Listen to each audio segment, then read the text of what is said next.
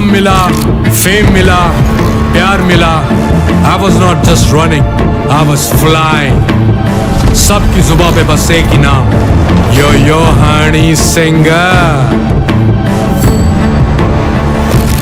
लेकिन फिर ब्लॉकबस्टर कहानी में आया एक ट्विस्ट. 7वें आसमान से सीधा गिरा मैं जमीन पर. फिर क्या, खुद पे काम दोबारा शुरू. फैंस ने फिर प्यार दिखाया, फिर स्टार नहीं सुपरस्टार बनाया. है ना मेरी जिंदगी एक ब्लॉकबस्टर फिल्म. शुक्रिया आपकी प्रेयर्स का और आपके प्यार का. कॉन्सर्ट्स तो आपने बहुत देखे होंगे, but this is gonna be concert of a lifetime. क्योंकि मेरे फैंस ही हैं मेरी विक्ट्री, मेरी हिस्ट्री, मेरी glory. So come and witness Yo Honey Singh. This is my story.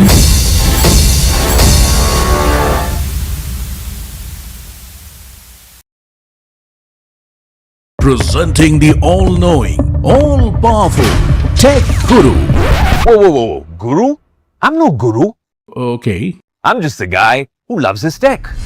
A show where the mysteries of megabytes and motherboards shall be unraveled. Bro, nobody talks like that anymore. This is all about connected ecosystems, EVs and AI that you can use in your daily life. That's what we do on Tech 360.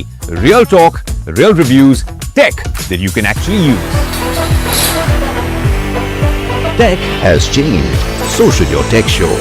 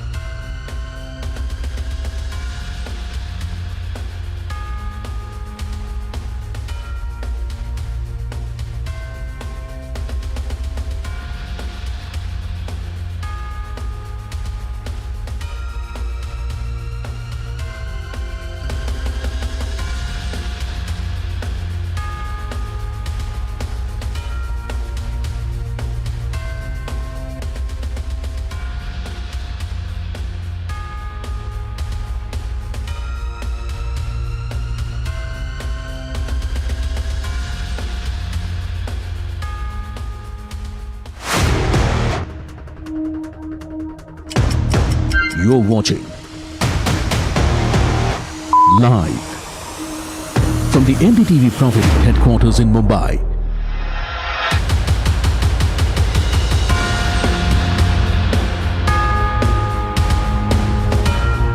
This is India Market Open.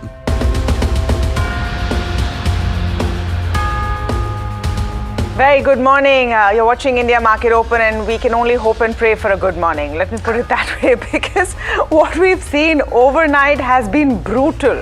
This is risk-off sentiment and how. And I wonder if we can put all the blame on one set of tools that one company has launched. This is looking deeper than an Anthropic Palantir play. It's looking like that straw on the camel's back. Yeah. You stole my words actually, because I was going to say that maybe the last straw on the camel's back. Maybe the market was looking for a reason, the global market that is, looking for a reason, and it found a reason.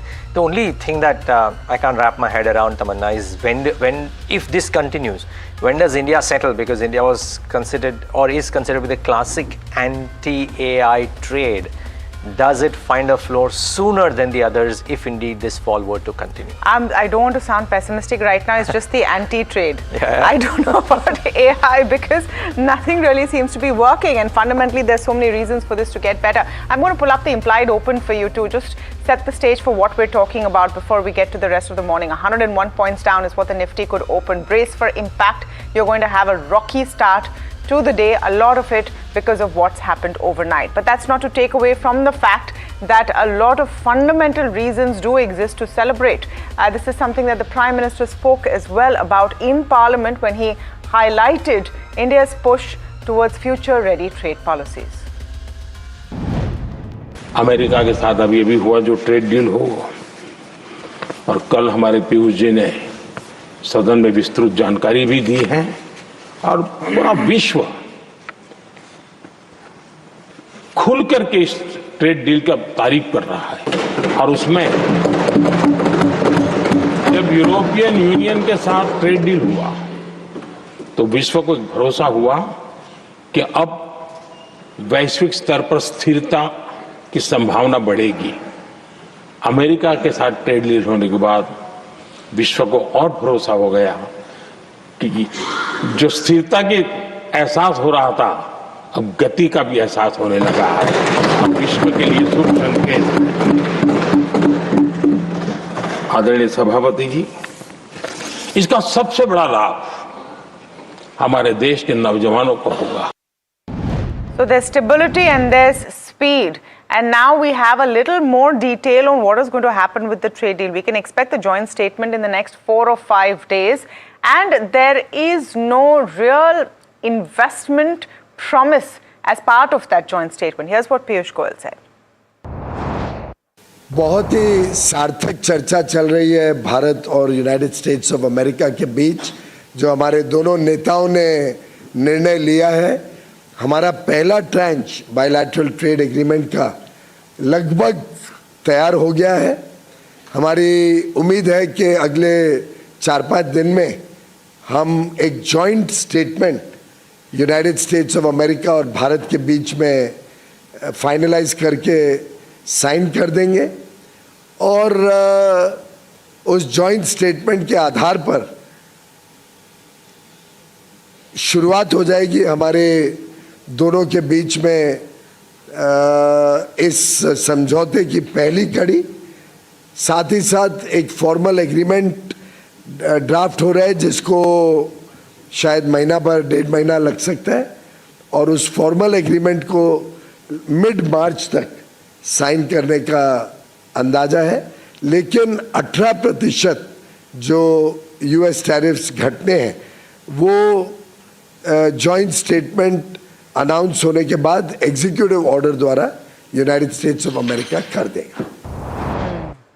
Okay, all of that is positive, but the global cues, unfortunately, are far from that. US markets continued their slide as fears of an AI threat pulled the NASDAQ down, but it was really across the board. All key indices down in the red. The NASDAQ, of course, the worst hit.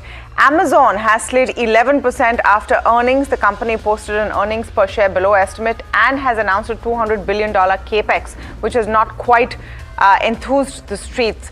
Bond yields also slid because of weak labor data. If I had to pinpoint one key point that you have to keep in mind on what has happened globally overnight, I would be pointing to this data. The 10-year was at 4.17%, but a couple of things that are worrying. Initial jobless claims for the week ending Jan 31st came in above estimates at 231,000, more than expected, more than last month.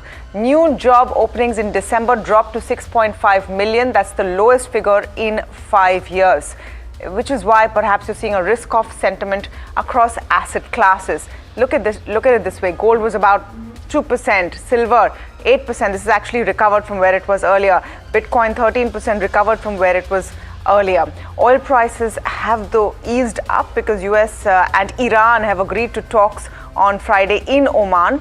The Brent was at the $67 mark, but Asia has had a rocky start as well. Most Asian markets down in the red, and it's possible that that's what you will see for India. Nikkei has recovered to some extent, but that's what you'll possibly see in India. That's why the implied open over 100 points down right now. Rob Subbaraman, head of global macro research at Nomura, joins us live from Singapore. Rob, very good morning to you.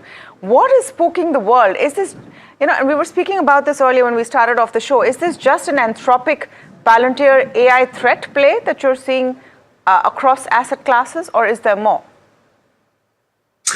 I think it's a combination of things. I think one, there was a lot of over-positioning in precious metals, in crypto was one. I think secondly, we've had, I'd say, some concerns around AI, partly the software side, AI going to outcompete some existing software companies, Anthropic pushing that, but then also just overnight Amazon, some concerns about these massive investments that hyperscalers are doing and whether they'll be able to generate the needed returns from them. So I think it's a combination. And then the third thing I would say is just the US data. You mentioned overnight, initial jobless claims, continuing jobless claims, the challenger job cuts, fairly weak ADP as well.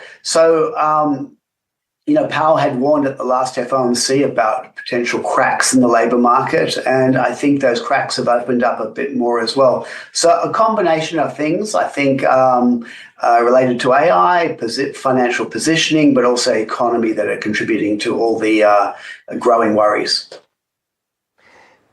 Rob, how it's difficult to call these days as to how extended can falls be or rises be, but based on the fact that there is a particular level of action that global central banks have taken and now their actions are diverging, wherein we do not have coordinated central banking action, can this fall be steeper before it stabilizes?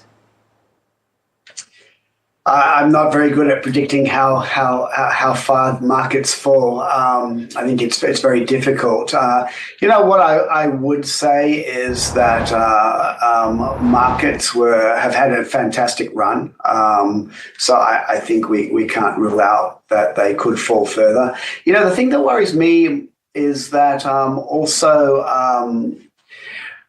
there's all the geopolitical issues.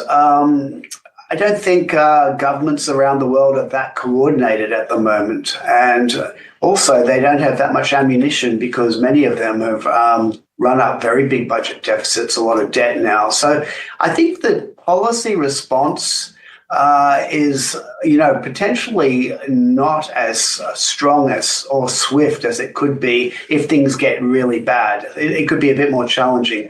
On the bright side, and we can talk more about this, I would say is India. I think India is in a very different position compared to, many other countries that have benefited a lot from the AI. I think in India, the sentiment has been very weak for a long time.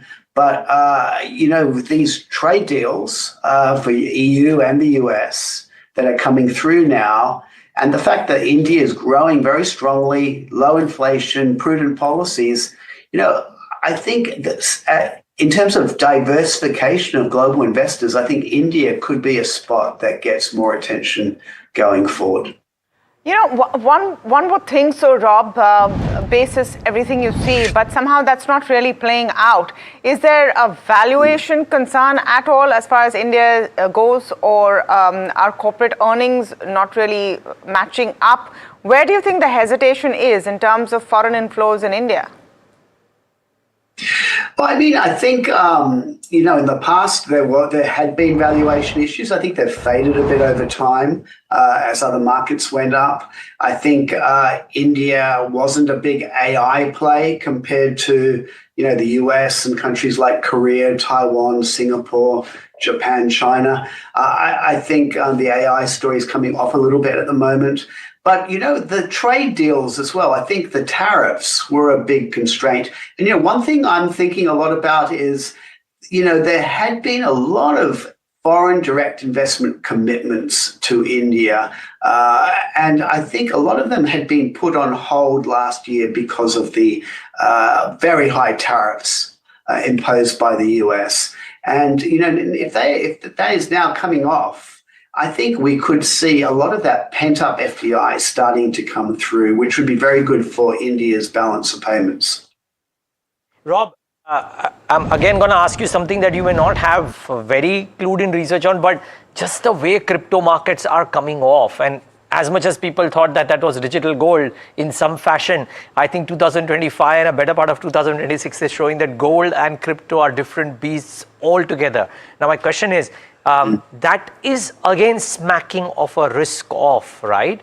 I'm not asking you to predict where these markets will go, but do you reckon that the current mood is a risk off and therefore the chances of a lot of these asset classes going further south are high?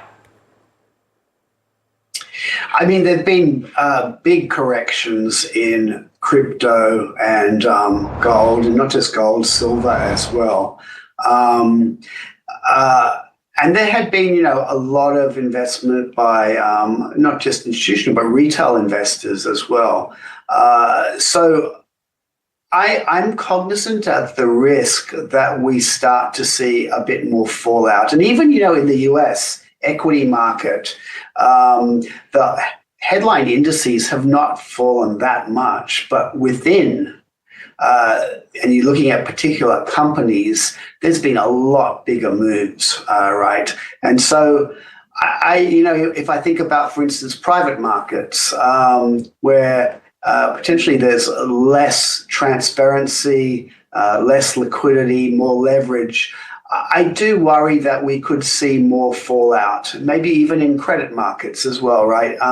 So, if we get a bit more of a correction in some of these, and there has been big corrections in some single stocks and some of the commodities we talked about, I wouldn't be surprised if we start to see more fallout and potentially some credit events.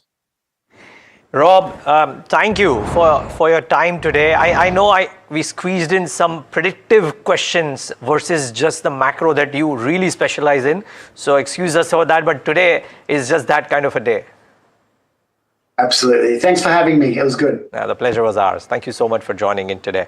Well, and frankly, the trade setup is just that, right? I mean, if you saw what happened yesterday you could have argued that it was profit booking at elevated levels amidst the cautious global sentiment, because frankly, if you just look at the day yesterday, almost everything except for PSU banks came off. So you attribute it to profit booking in a current scenario wherein the sentiment around India has improved.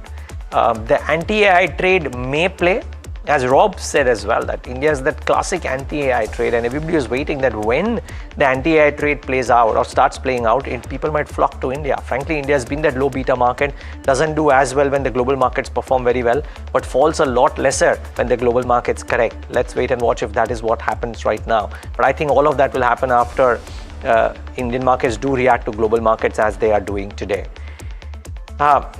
I don't know what Tamanna thinks of it, but to my mind, policy today is likely to be a non-event, and I don't think it is unexpected. I don't think too many people expect there to be a material development in today's policy. At least that's my gut. I don't know what you think about it. No, there's no need to now, right? With the trade deal as well, there is enough comfort that their growth will come. You don't need to cut rates, but a hint of what happens next, commentary and any kind of open market operations, liquidity measures will be a relief. Yeah, agreed. And we'll talk about that in great detail, but the consensus on this table at least that the policy may likely be a non-event.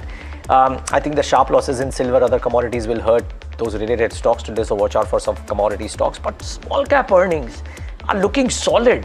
We get rewarded with time every single day. We've spotted at least 4 or 5 which have delivered fabulous numbers. Even in today's, for example, a small cap company, G&G Electronics or a Shriji Shipping or a VS Scientific, all of these are small cap names, but they've delivered some fabulous numbers. So keep an eye out for that cohort of stocks. We might see some resilience, if you will, in in that bucket. I agree. I think monetary policy could turn out to be a sentiment booster if there is something there for the market, but there is a limited scope on what the governor can do at this point. Overall, it is more geopolitical factors which is holding India down. I mean, this note from Rhythm Desai at Morgan Stanley was interesting, saying do not venture against policymakers, valuations, performance and positioning in favor. Growth momentum turning. He sees a case for re-rating. Growth signals. We are ahead of the consensus and expect positive earning revisions on RBI policy, which we think will support liquidity and loan growth. Several measures, including privatization, are likely underway. FPI positioning remains near lows, but net FPI buying will need growth to recover and or bull markets elsewhere to fade. In terms of domestic cyclicals, defensives and external-facing sectors are important. Or he's overweight financials, consumer discretionary and industrials, underweight energy materials, utilities and healthcare. Capitalization agnostic and think a macro trade is unfolding. So those were some of the key thoughts coming in from that Morgan Stanley note. As far as markets are concerned, you're seeing a tug of war between optimism and pessimism. Nifty gained over 800 points, but it is still 650 points below Tuesday's intraday high and failed to make a new peak. Bulls are lacking conviction at higher levels, but continue to defend key supports. 25,600 remains crucial, with 25,500 as the next psychological support. The 25,500 to 25,450 range becomes important, but it's like the sand in the line. The line in the sand, I would say. As long as the Nifty holds this, the structure remains buy on dips. You have to take care of a decisive break below 25,450. This could trigger a swift slide below towards 25,000, where significant put writing suggests a major psychological flow. On the upside, resistance stiff at 25,800. A breakout here opens the gates for 26,000. On the bank Nifty, it's consolidating but holding above its falling support trend line. Resistance at 62.60, 63.70 and 65.40. Supports at 59,920, 59,815 and 59,645. Crucial levels, it needs to stay above 59,800 to maintain its bullish posture. So those are some of the key factors you have to look out for. But let me go across to Puneet, as we always do at this time of the morning, for the F&O setup. Well, thank you for that. Very, very interesting week, very interesting day as well for the Nifty Bank. But largely from where we started off on Monday, the negative reaction coming in on the budget, I think we should take it with both hands at this point of time. We'd want a lot more. But for now, the Nifty indicating an implied downtick of almost 91 points, 25,600 is what we closed above yesterday. While that level got broken during the trading session, 25,560 is a level that we continue to monitor in the near term for the markets. The Nifty Bank as a whole will be in focus today on the back of the RBI monetary policy meet. SBI earnings tomorrow will be very crucial for the PSU Bank Index, while expectations are of a strong quarter from the company. A lot rides on these two events for the Nifty Bank, which is at a point of almost 60,000 back at those levels again, 60,000, 60,200. In terms of the foreign investor positions, we've seen that yesterday there was selling of almost 2,000 crores, but there is a build-up of positions on the longs by foreign investors at this point of time. So when you look at when you move on and look at the next graph, it'll show you that the Nifty futures saw 660 crores of buying. Because of that, the index long is now almost at its highest level that it has been over the last 6 to 8 weeks. So at 18.5%, we have been hovering between 11 to 12%. It's a key number that we continue to monitor. And finally, in terms of stocks, a lot of individual stock-specific action. Nykaa, Uno Minda was strong results. PB Fintech delayed the board meet on fundraise. You saw a long build-up in the last hour or so in trading. Keynes Tech, becomes one of the most crucial stocks for today. Earnings were a miss, and yesterday itself was a 9% build-up of shorts. It's a key F&O stock as well, so watch out for positions on those ones. While on the losing side, there's not too much change in open interest. So that's largely the picture of the F&O setup. A lot of stock-specific action. Watch out for the auto and the EMS space, because Tata Motors, Hero, amongst others, will continue to be in focus. Okay, thank you for that. Tata Motors, Hero will continue to be in focus. So will some of the results which are on our watch list. I'm starting off with LIC. Net premium income was up 17.4% at 1.26 lakh crores. Net profit up 17.5% at 12,930 crores. AUMs were up 8%. That's asset under management was up at a little over 59 lakh crores. Solvency ratio was also showing some improvement, 17 basis points. Here's what Citi says. They've maintained a buy on LIC with a target price of 1,345. They are describing this as a strong quarter. Value of new business margins, that's VNB margins, continue to expand, largely led by favorable yield curve trajectory. They see a case for higher dividend payout policy. Valuations remain benign with lack of any substantial value being ascribed to the MTM. So in short, good valuations, decent results. Watch out for LIC today. But if you were to really watch out, I would say watch out for Nykaa as well. Good set of numbers. Revenue up 26.7% at 2,873. EBITDA up 63% at 230 crores. EBITDA margins a healthy bump up of 180 basis points from 6.2% to 8%. And net profit was up 142%. From 26 crores to 63 crores. Morgan Stanley has maintained an overweight, hiked the target price to 286. They've described this Q3 margin beat as firing on all cylinders. Consistent strong growth and profitability delivery has been the theme for Nykaa in FY26. They say Q3 delivery was consistent to that effect with a positive margin surprise. They continue to believe Nykaa remains a good play on India's beauty market. Jefferies has also maintained a buy, target price of 315. They call it picture perfect. They say it's an exceptional result when other consumption stocks have underperformed. So the third one as well, a good set of numbers. You're seeing in the mid and small cap some companies really performing well in this quarter, and Sai Life Sciences, I would reckon, is one of them. Profits up 86% for the quarter at 100 crores. Revenues up 26.5% at 556 crores. EBITDA is up nearly 57% at 188 crores, and margins have gone from 27.2% to 33.8%.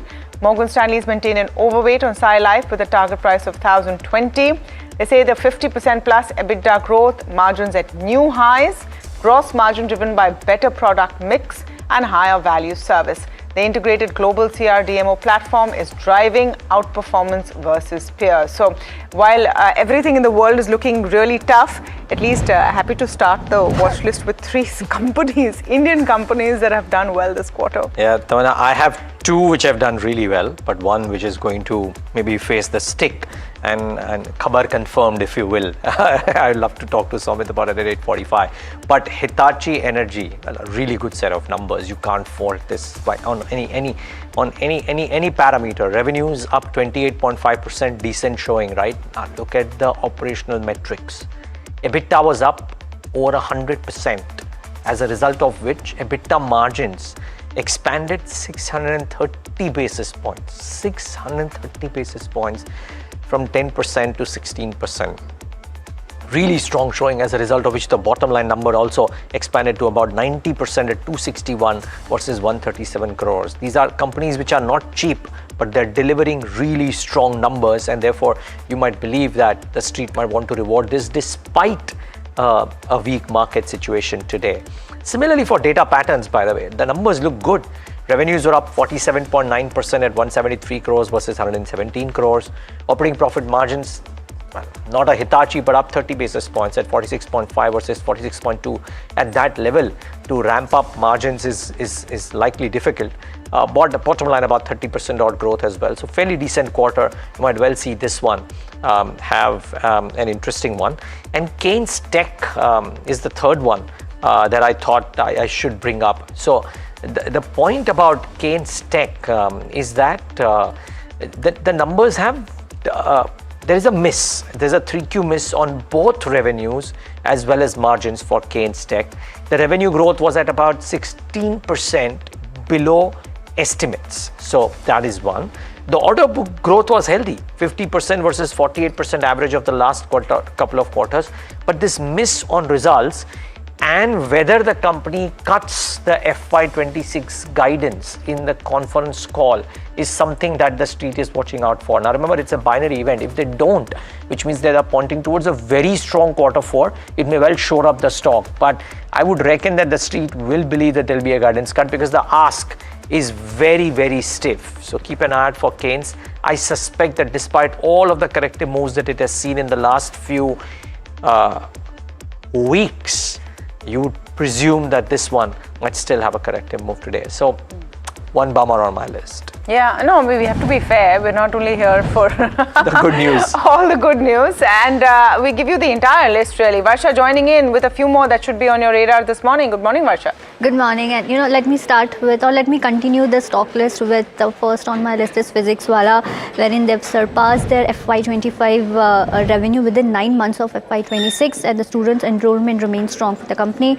Revenue was up 33%, EBITDA margin was down 90 basis points at 21.8% versus 23% last year. Then you have HCG. Overall, if you see, the growth was driven by volumes and average revenue per patient. The margin expansion was led by operating leverage, but there was an impact of net profit, which was led by higher depreciation and higher interest cost. And there was also benefit in Q3 FY25, that is last year, from corporate restructuring, which impacted PAT this year. Onto the last stock, which is Astral. Overall there was a strong volume growth in Q4, but there was a pressure in PVC and CPVC prices, which led to pressure in realization and margins for the company. But management has said that they are expecting improving demand and secondary sales in Jan 26. So these are 3 stocks on my watch list as of today. All right, and of course, the NDTV Profit watch list will be on your screens and on our social handles as well. Watch out for all of those numbers. Implied open, 84 points down. We'll have to wait and see whether the RBI changes the mood. Now, in case you're wondering where Alex is this morning, no, he's not on leave. He's on Mint Street today. Joins us live from outside the RBI. Alex, there's a good 2 options of good cups of coffee outside the RBI headquarters. I'm sure you've already tried them. But what are you looking out for?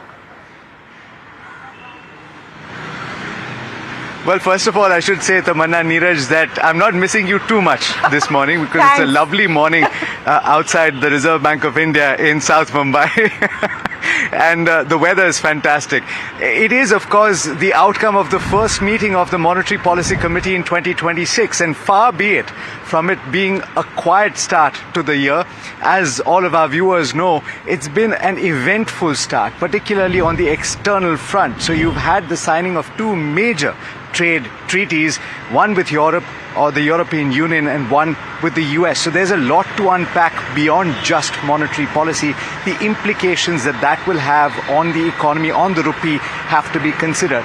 But on the policy rates, it's widely expected that the RBI will pause this time around. In fact, 34 out of 39 economists that were polled by Bloomberg are saying that it's going to be a status quo policy. There is an outside chance, the remainder of that list of economists thinks that there's an outside chance of a 25 basis points cut. Now, beyond the rates, what is going to be looked at? Well, first and foremost, like I said, the implications on growth and inflation. There are a couple of very important developments that have taken place. And one, of course, is the trade negotiations and the deals that have taken place. And what that does to growth. We've already spoken to economists who suggest that 30 basis points approximately that was shaved off of growth estimates will have to be brought back. Whether they do it this time around is going to be watched very keenly. But the other aspect that is going to change on the 12th of February is that the base year for the consumer price index inflation is going to change. And of course, there's also an expectation that inflation will harden through 2026. The guidance or the outlook for inflation is going to be watched very closely as well. Beyond both of those things, a couple of important points to be made on liquidity, because everybody knows transmission of rate policy takes place when there is ample liquidity. Already the RBI has tried to ensure that liquidity is available in the system. That's difficult to do when the RBI is trying to support a rupee that has been under pressure. But of course, we also know that the rupee has recovered quite a bit from the lows of 92 from the end of January. So that pressure dissipates somewhat, and that means good news for liquidity. Okay. But I would also watch for the guidance of the rupee. Absolutely. All right. Thank you for that, Alex. And we'll see you back soon. And don't get your hopes too much. I mean, yes, this policy is great where the next policy is not going to be. So it's fine. Okay. I know that. Okay. Thanks, Alex. Thanks so much. And of course, we look forward to getting the real-time updates once the policy statement is out as well. We'll slip into a very quick break on that note.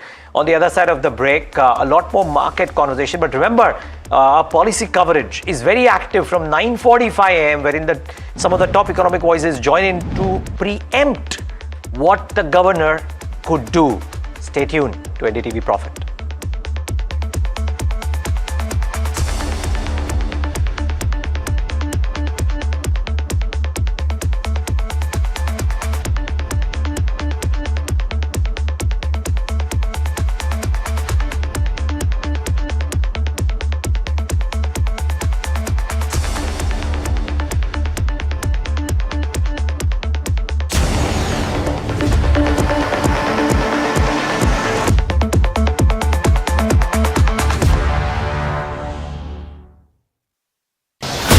As tariffs rewrite trade and India's New Deal and the US redefine global alignments, a powerful shake-up is reshaping the global economy. What is India's next strategic move? Join Finance Minister Nirmala Sitharaman and leading global voices as they decode this new economic reality at the NDTV Profit Conclave, making sense of the new world order. India, the real deal. 7 February, New Delhi, only on NDTV Profit.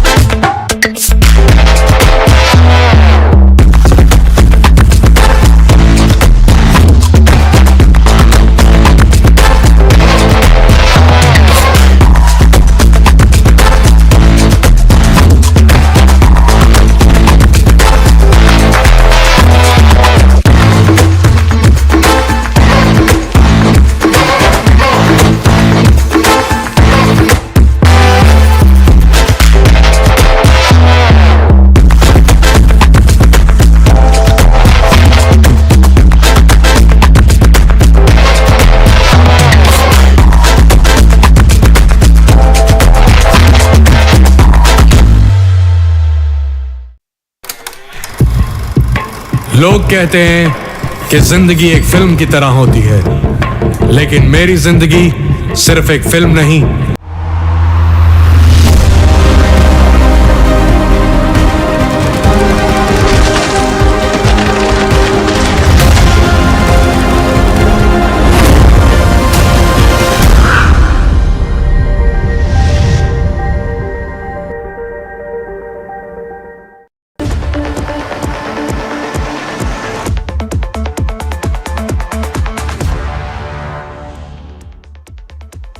All right, welcome back. You're watching India Market Open. It's looking like a rocky start to the day, but maybe we'll have some cheer in the studios. Parag Bhai and Kush Bora are back this morning. Parag Bhai, what is happening? I have no other question. What is happening? Bitcoin, silver, gold, IT. I mean, I don't know. What really can go better than a trade deal being inked? Budget apart from STT, not, laying out vision. So... Really? So I think people are still waiting for details to come out of the trade deal. That was the reason yesterday's I would say muted markets in India. But I think a global sell-off in Bitcoin and silver was ultimately warranted only. They were rising too much, and the new Fed chairman, I think, is expected to be anti-QE. He is not interested in doing money printing job. He will cut interest rates, but he wants to cool down this hard assets and I would say bubbles in the asset bubbles. So I think what market has taken as a narrative after his appointment is that this entire asset bubble will be pricked, and that is what is happening, right? Silver has corrected from 121 to today's low of 65, now 73. Bitcoin has corrected from, I think, more than 1 lakh to now 63,000 or below. So all these asset bubbles are pricked, and it is actually good in the long run, provided everybody survives in between. They're saying in the long run we're all dead. It is good that asset bubbles don't form, and actually only core earning growth drives the market. That is a good thing. But in between everybody, because such a big volatility, I always fear that somebody will go belly up, and that will create another problem for the markets. And the jobs data is truly and that AI productivity gains will eat away jobs. I'm going to get a detailed piece from you on the AI gains, because I think you've been talking to people and trying to figure out what this is in a bit. Sure. But I thought we'll come to Kush on the charts. भाई ये तो cheating है यार. जब पूरा market सारे market चलते हैं हम नीचे जा रहे हैं और जब सब नीचे जा रहे हैं तभी भी हम नीचे जा रहे हैं. This is कम जाएंगे but नीचे जाएंगे nevertheless. Become a low beta market. It has. But just on a very different note, और ये बहुत immediately पराग भाई के comments है मेरे दिमाग में. Has Trump perhaps made another mistake, because while he wants someone to lower the interest rates, if this guy doesn't support QE, what will happen to his favorite asset class, Bitcoin, right? So maybe something to ponder over. Just quickly something off my mind, that came during this discussion. But okay, let's be honest. I am not very surprised by this consolidative move, even with the mild negative bias that we are having. This week was a long one, 6 trading days, right? Very volatile. तो market कहीं ना कहीं consolidate कर रहा है, थोड़ा सा settle down हो रहा है. That is reflected in the VIX as well, which went up until 16 and now is back at those well behaved decent levels of 12. So I think this is par for the course. थोड़ा बहुत global tunes पे dance करेंगे. I don't think this is a market that you should really sell into right now. Okay, couple of data points. The 20-day moving average support immediately comes in at 25,455, something I think even Tamanna mentioned as a support level in her commentary. Put base at 25,500, rather strong. PCR on the Nifty 0.81, so very close to that oversold level of 0.7. Point being that yes, there are some headwinds from the global perspective, and some money being taken off the table of whatever profits we would have had, on the trade deal gap up. But other than that, I don't see too much of a crack. Do we go out and buy right now? Even that's a little iffy, because that follow through is not there. I'm not looking at the high that the index had made, around 26,200 plus kind of levels. But even if from the closing level, if you would have seen certain, substantial moves, that would have been a positive.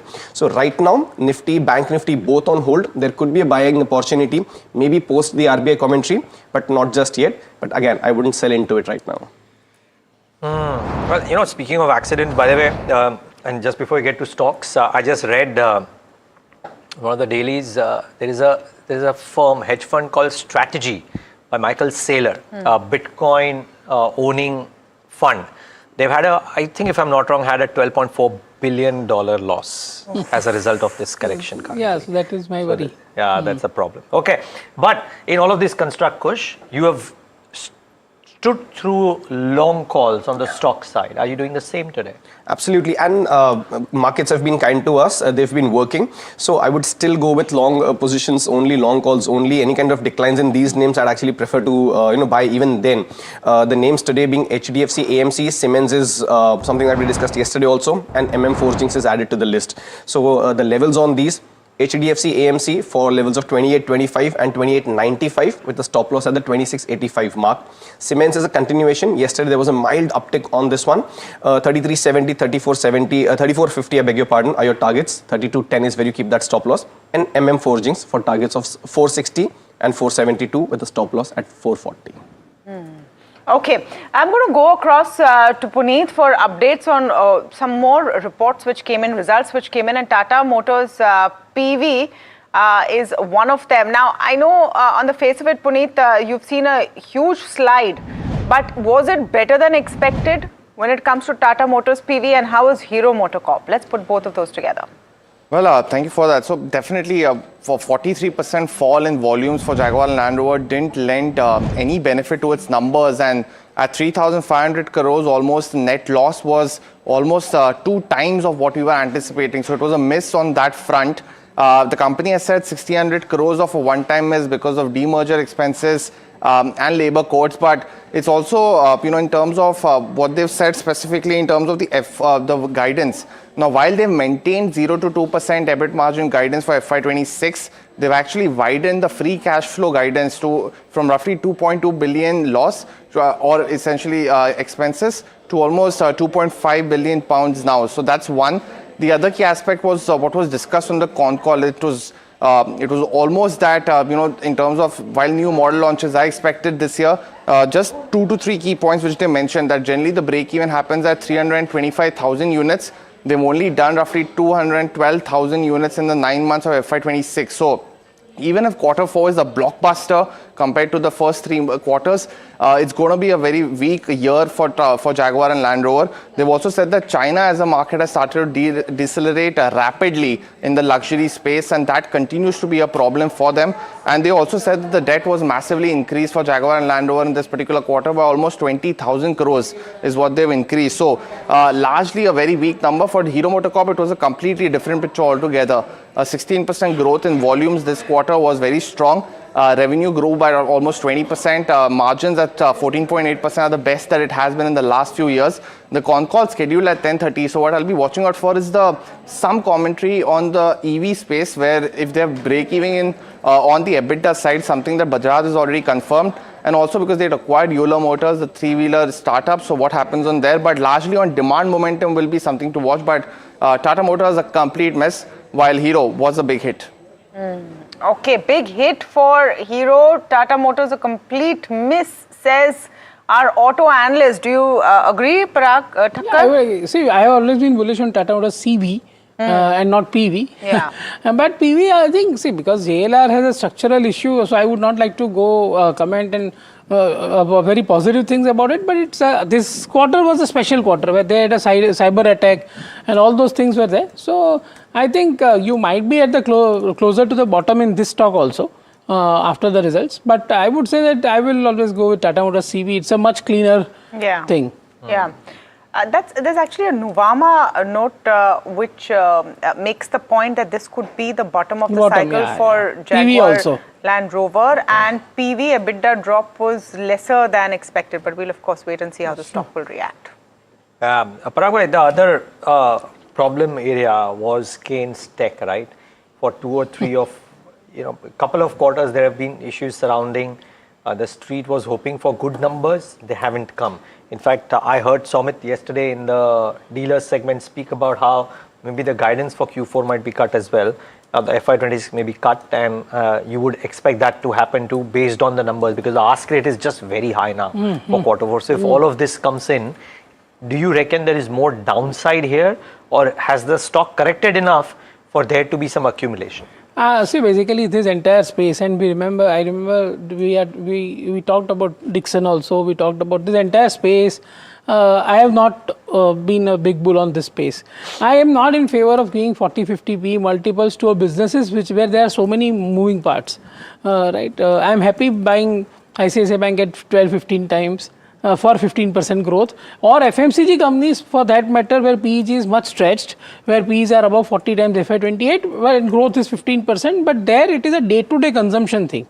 Here it is like, all the way around. So you're saying the multiple should come down further? In my view, I'll not buy. Basically, that is my stance on this EMS space. At a particular valuation, or you will just not buy? I'll just not buy. You will just not buy? So you don't like the pocket? Because I don't understand it too much for me to take a brave call on this kind of companies. Okay. Having said that, Kush, the stock is corrected significantly, likely will start off lower today.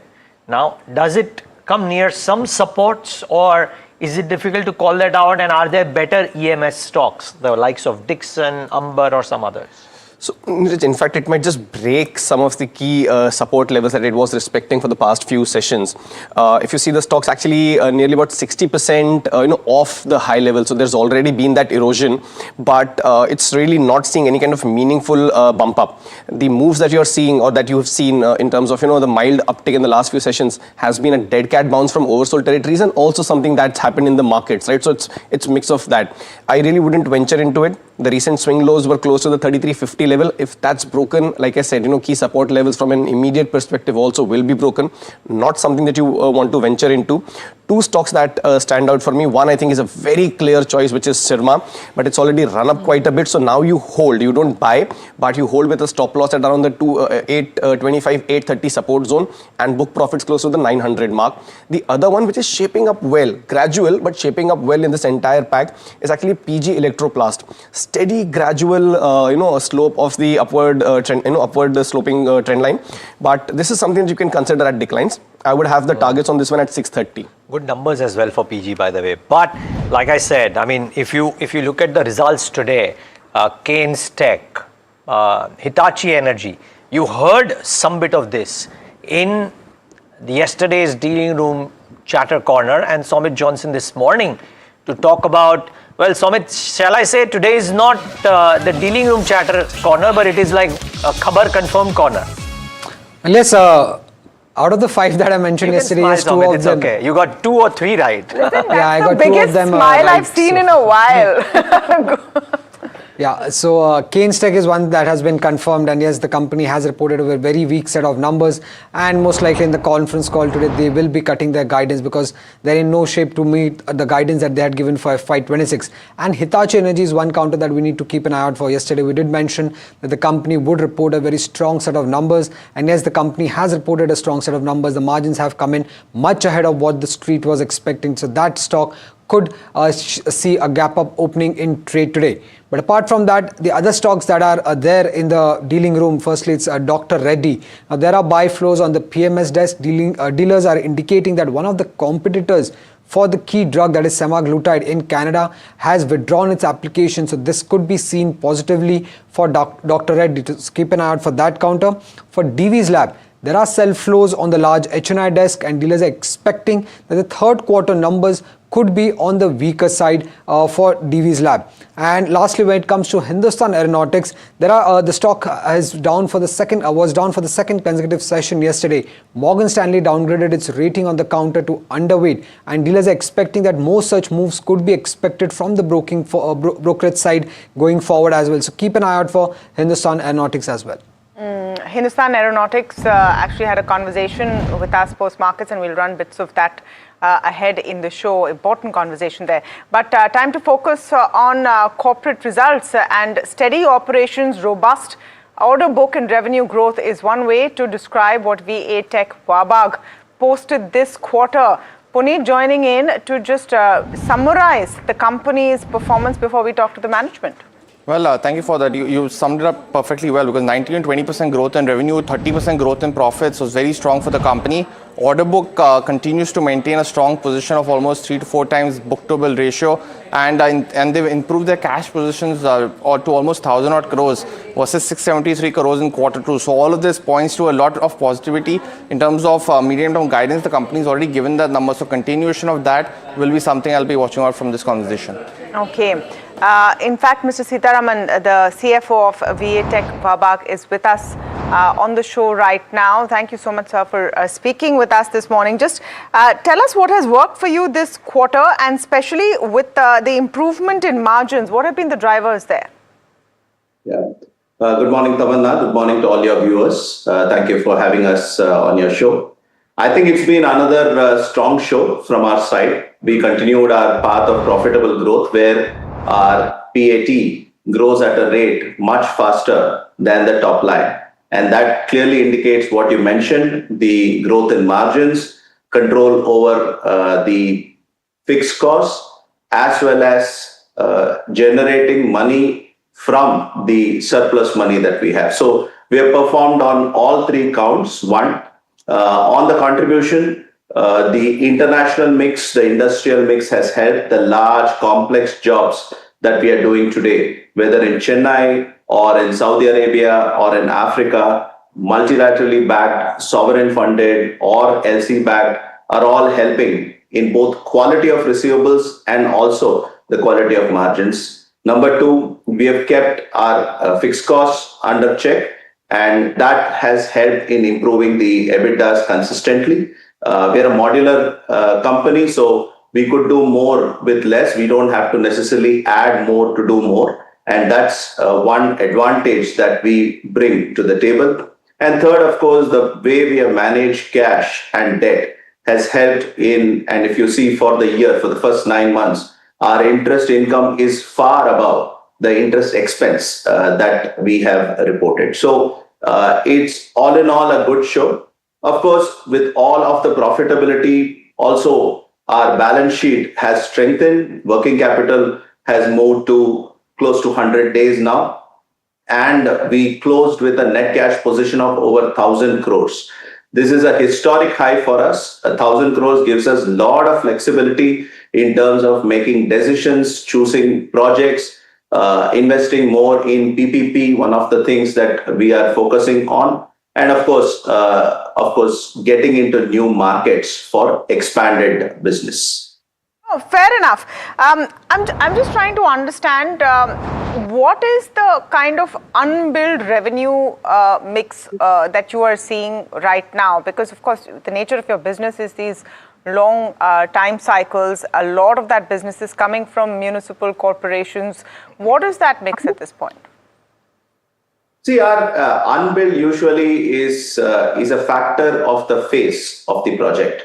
It stays anywhere between, say, about anywhere between 20 to 25% of our overall revenues, which means once in 3 months is the cycle. But when we say unbilled receivables, it is primarily generated from the progress costs. So you incur costs when you book a liability, whereas the progress receivables come from the progress of the vendor. So it is not necessarily a financial liability. So this doesn't hurt our working capital, but of course, the accounting standards requires us to keep recognizing revenue. So that's broadly been the range. And one of the indicators that we are managing this part of the business well is the fact that we are continually increasing our cash and reducing our working capital days, which means we are actually converting profit into receivables and receivables into cash. What about ordering activity? One is that the order book that you may have. Good morning, Neeraj here. Two is just the fact that the quantum of ordering that is happening in the water space seems to have come off a little bit as well.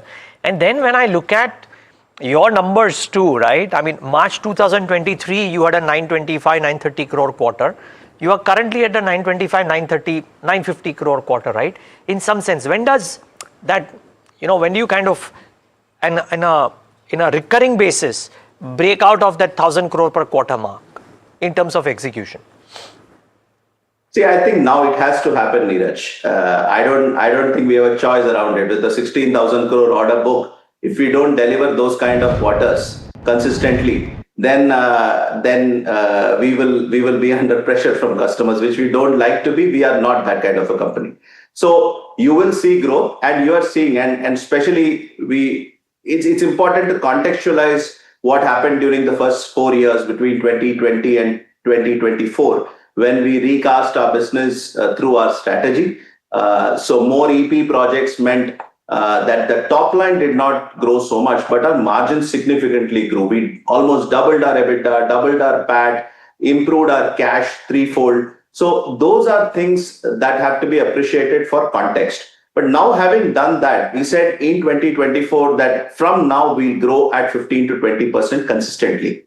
And that we have demonstrated in the last year, as well as in the first 3 quarters of this year. And we are confident that this will continue to grow. And you can comfortably do your math. If you do a 15-20% year over year, you will see more 1,000 crore quarters as we move forward.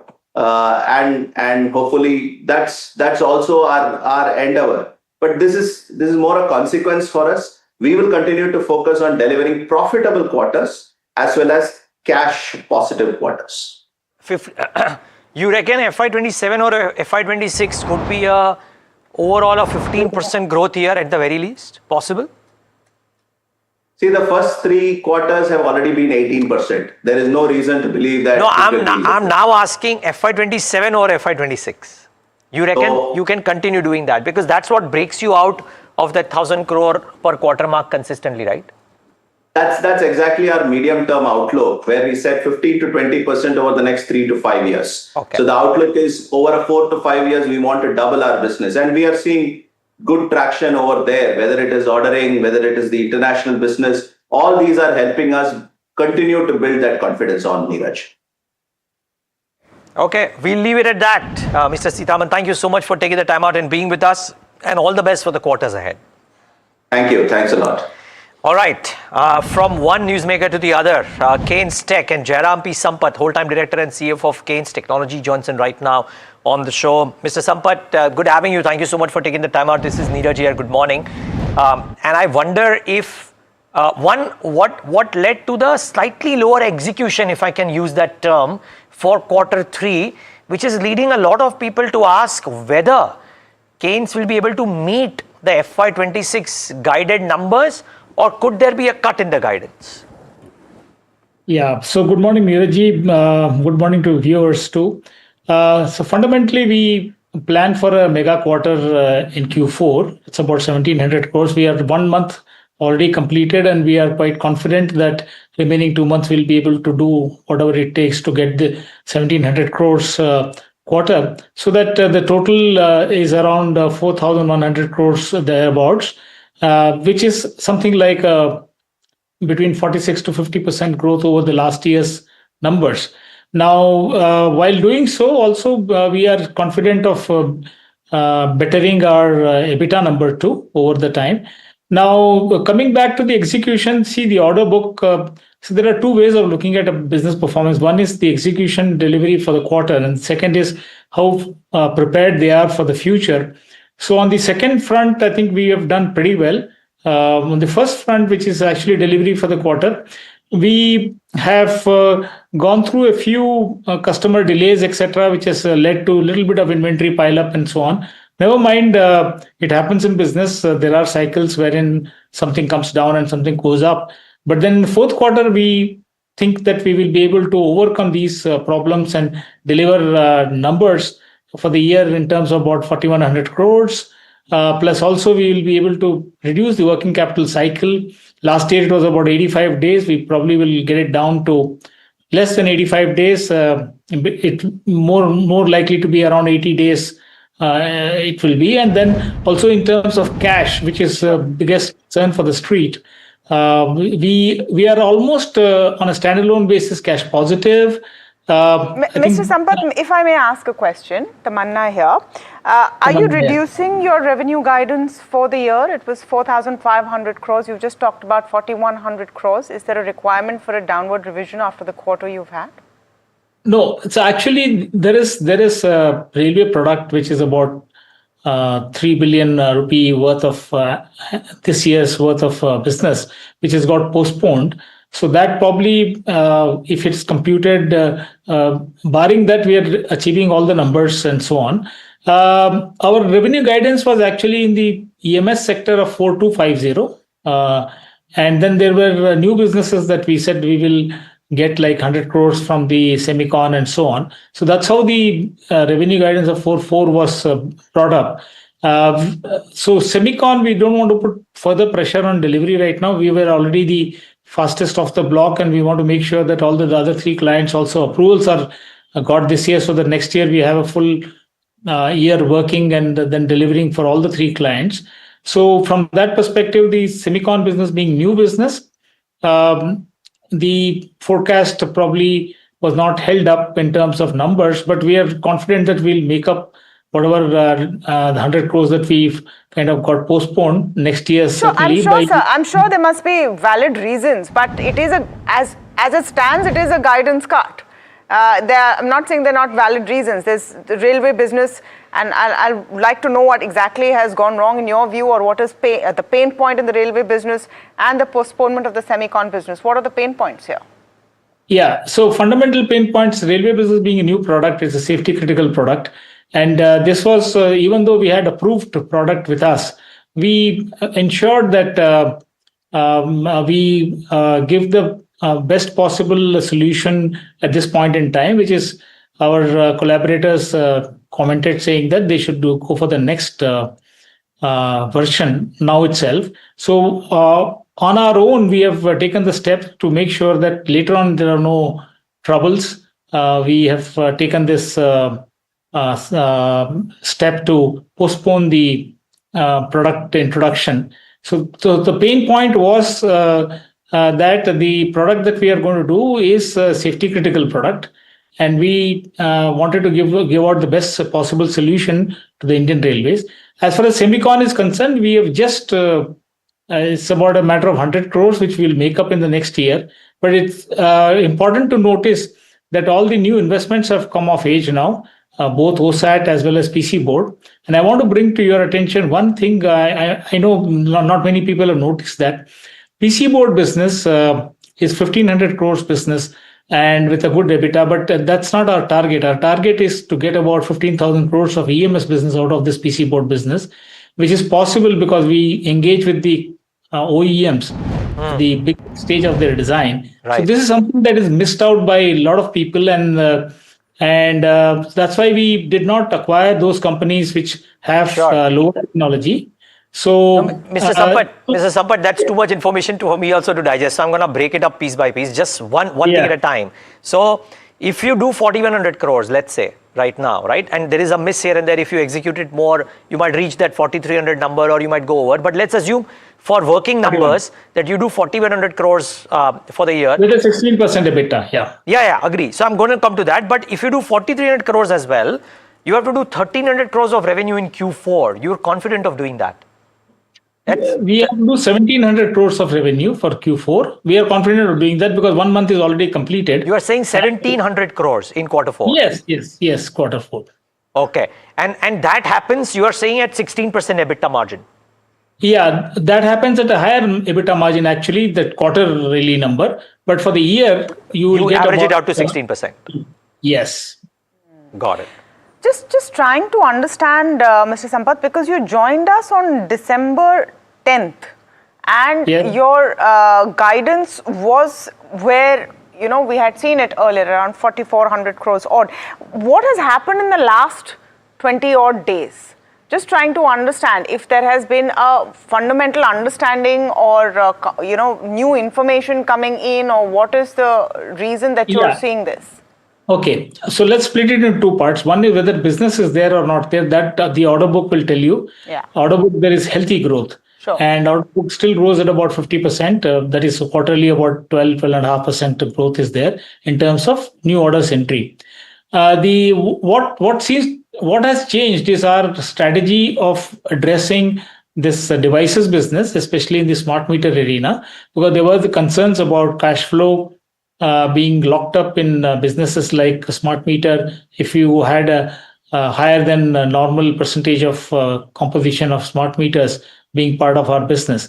So what we have done is we have redone the scheduling a little bit, and also certain new products, etc., which probably Kavach we should have delivered this quarter, but we chose to postpone it for some time now.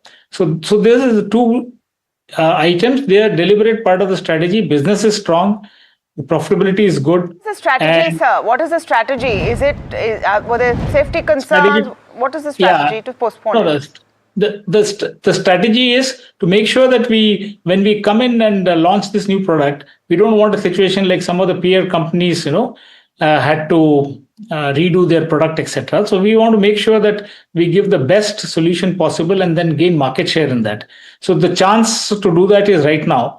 And we don't want to be in a hurry to launch new products, especially in the safety critical area. That's the basic reason why this whole thing has happened. And also we are looking more closely at our cash flows. Operating cash flow positive is something that now we will deliver on console basis end of the year. This year, this quarter on standalone basis at least, we are pretty near being operating cash positive, just about 55 crores in negative. And that could have been actually managed by some bill discounting, etc. But anyway, things are what they are, and we are sure that the working capital cycle also, that's another concern that Street had. We are making sure that is also kind of managed a lot better. than the past. Got it. Okay. Mr. Sampath, one final question. If I look at it from nearly March 2021 or until now, even if you reach this 4,100 crore number that you're talking about, right, you're doing almost a 40-45% odd CAGR. I mean, my math may be a bit here and there, but roughly around 40-45%. You reckon that with the order book growth, and it was higher than the averages for the last couple of quarters, which is good, by the way, for Q3, but you reckon with the order book inflow that you have and the newer venues that you're doing, you reckon this 40-45% CAGR growth rate can be maintained until FY28, maybe FY29? Is that possible? Yes, very much possible. That's why I was talking about the PC board business being also a kind of foundational business for EMS, because PC board is the first stage in which the OEM brings out the design. And then when we associate with them early, then most of the businesses today we have in EMS are after some couple of people have looked at it, some other suppliers have supplied the initial lots, etc. There are very few businesses which are new and fresh businesses, whereas the PC board business of 1,500 crores potentially can give us about 15,000 crores of EMS business in the high-tech area. I know we need to let you go, but you just mentioned in the previous answer that you are managing working capital requirements, and that was a concern of the street. How are you doing that? Yeah, so we are making sure that the inventories inflow is controlled, so that this year we know now the task cut out for us and we know the orders, etc. So we are making sure that we don't get in inventories which are not required for this year's execution. The second thing is for execution of receivables, we are working with our clients to get the supply chain finance done, so that without recourse to us, we can actually collect faster. So these are the two primary means by which we think that we can do this thing better. And hopefully we will achieve this when I meet you in April sometime. I'm sure you would see the merit of most of the arguments that we are doing. Yes, I do unambiguously accept that maybe the expectations were built a tad higher than it is, but it's required for us to also keep working on higher expectations. It's better to be sharp on that rather than give a conservative number and then overperform. That's one type of story for us. It's very important that we keep up the pressure. And the other question that Neeraj had asked about the CAGR being what it is, so now you'll see the merit of this CAGR coming into play. We still hold our $1 billion target. We still hold our $2 billion target. Hopefully, once we get there, we'll again chat about this. Look forward to that chat, and we look forward to speaking with you in April once again. Thank you, Mr. Sampath, for your time and for answering all of our questions. Thank you, man. Thank you. You know, their semicon facility is something to look at. So, they're putting the places in the right pockets. Now, let's wait and watch if the street still punishes them for the Q4 miss. I reckon they would. I reckon the street will. I think so. I think you're seeing that playing out right now. Okay, yeah. The stock is down. You are seeing that playing out right now. All right. The Nifty doesn't seem as bad as one would have thought, at least from the pre-open session. Keynes Tech, any thoughts, Parag Bhai, after you heard all of his answers? No, so I don't track this company so closely, so I will not be able to comment. But I think they are under a lot of pressure to deliver based on what promises they have given after that initial goof up, which Kotak, I think, highlighted.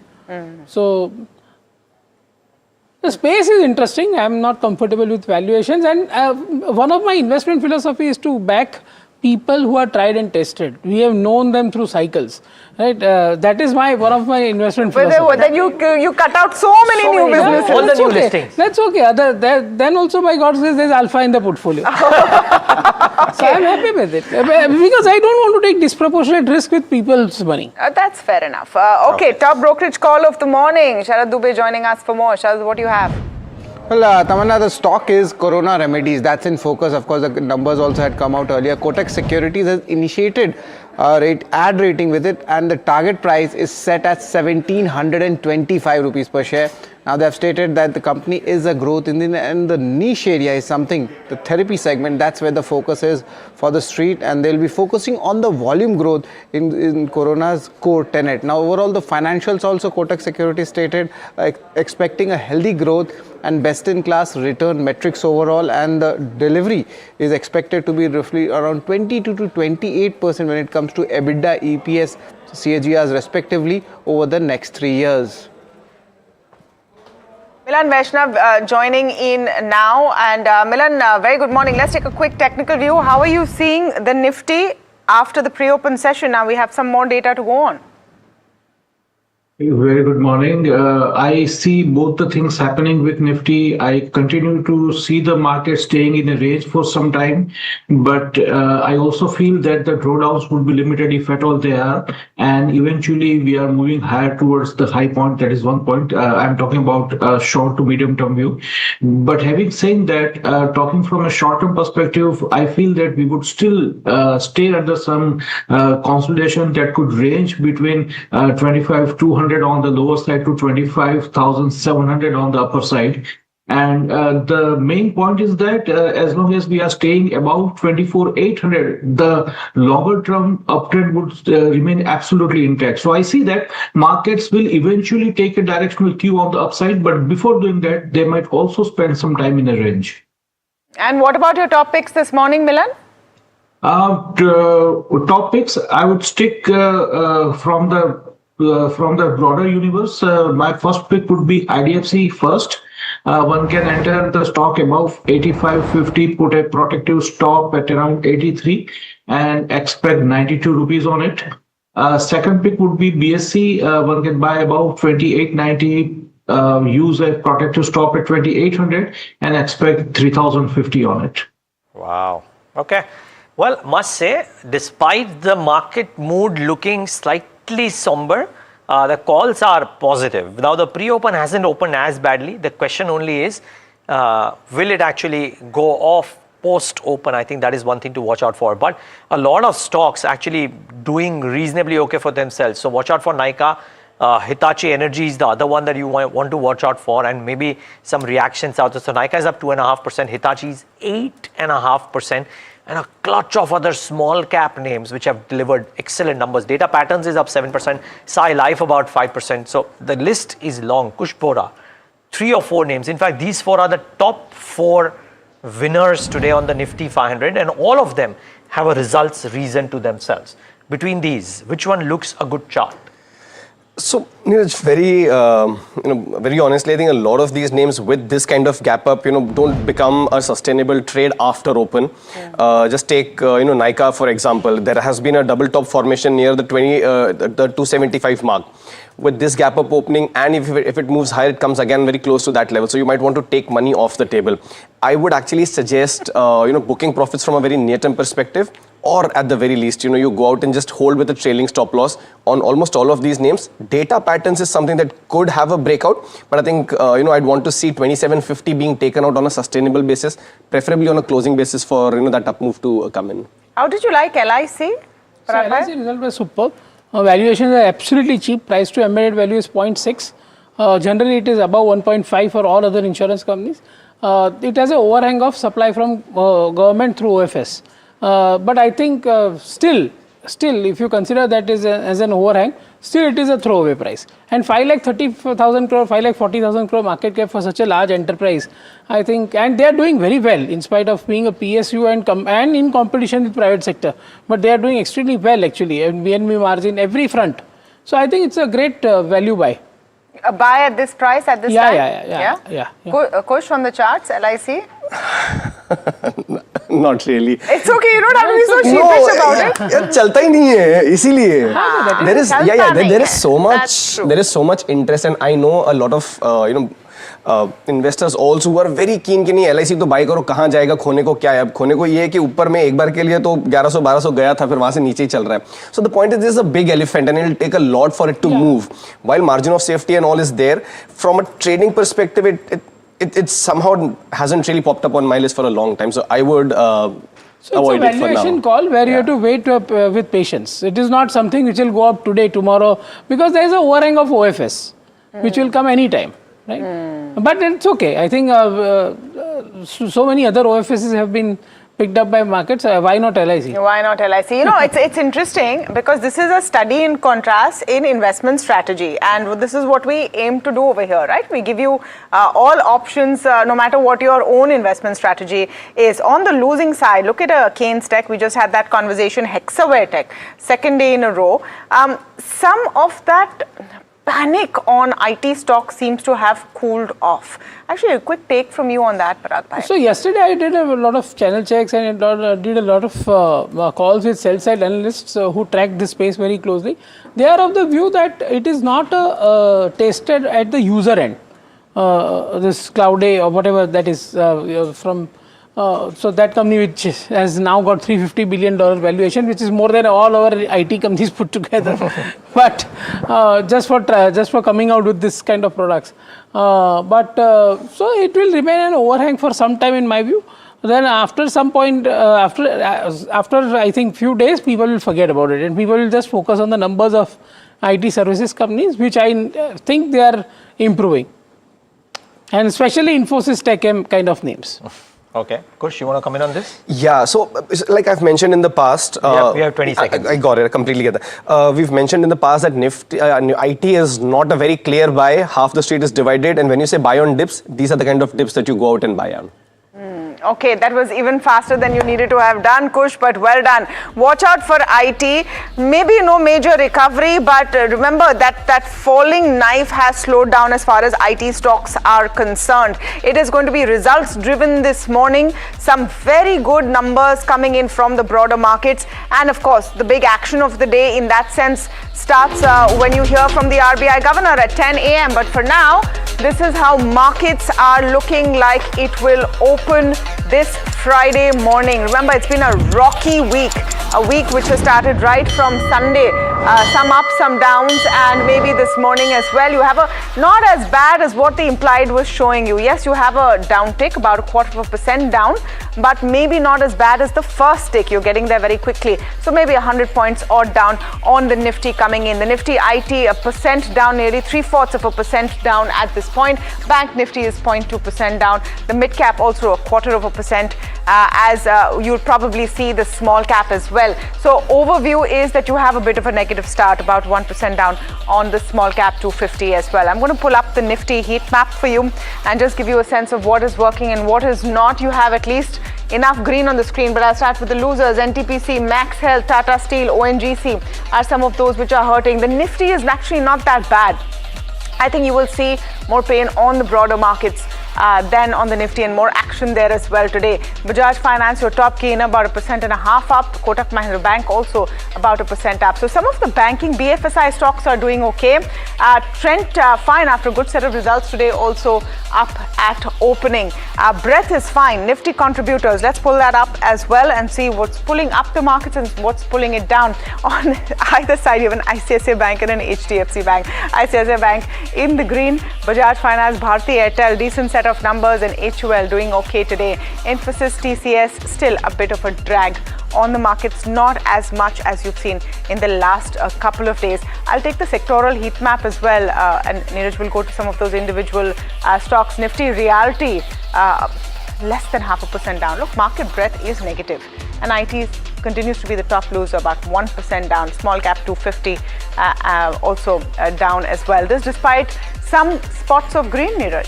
Yeah, some spots of green, and as we highlighted, I think from the list that we've chosen, a lot of those stocks are doing well. Okay, a bit of software glitch, but let me bring them up on memory. So Hitachi Energy and Nykaa should first come up on your list, and let's just see how well they are doing for themselves.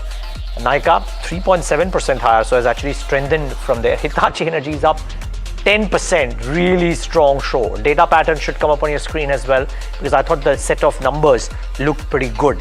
So that is doing well for itself too. On the flip side, while Keynes is down 5%, Hexa has been smashed out of shape.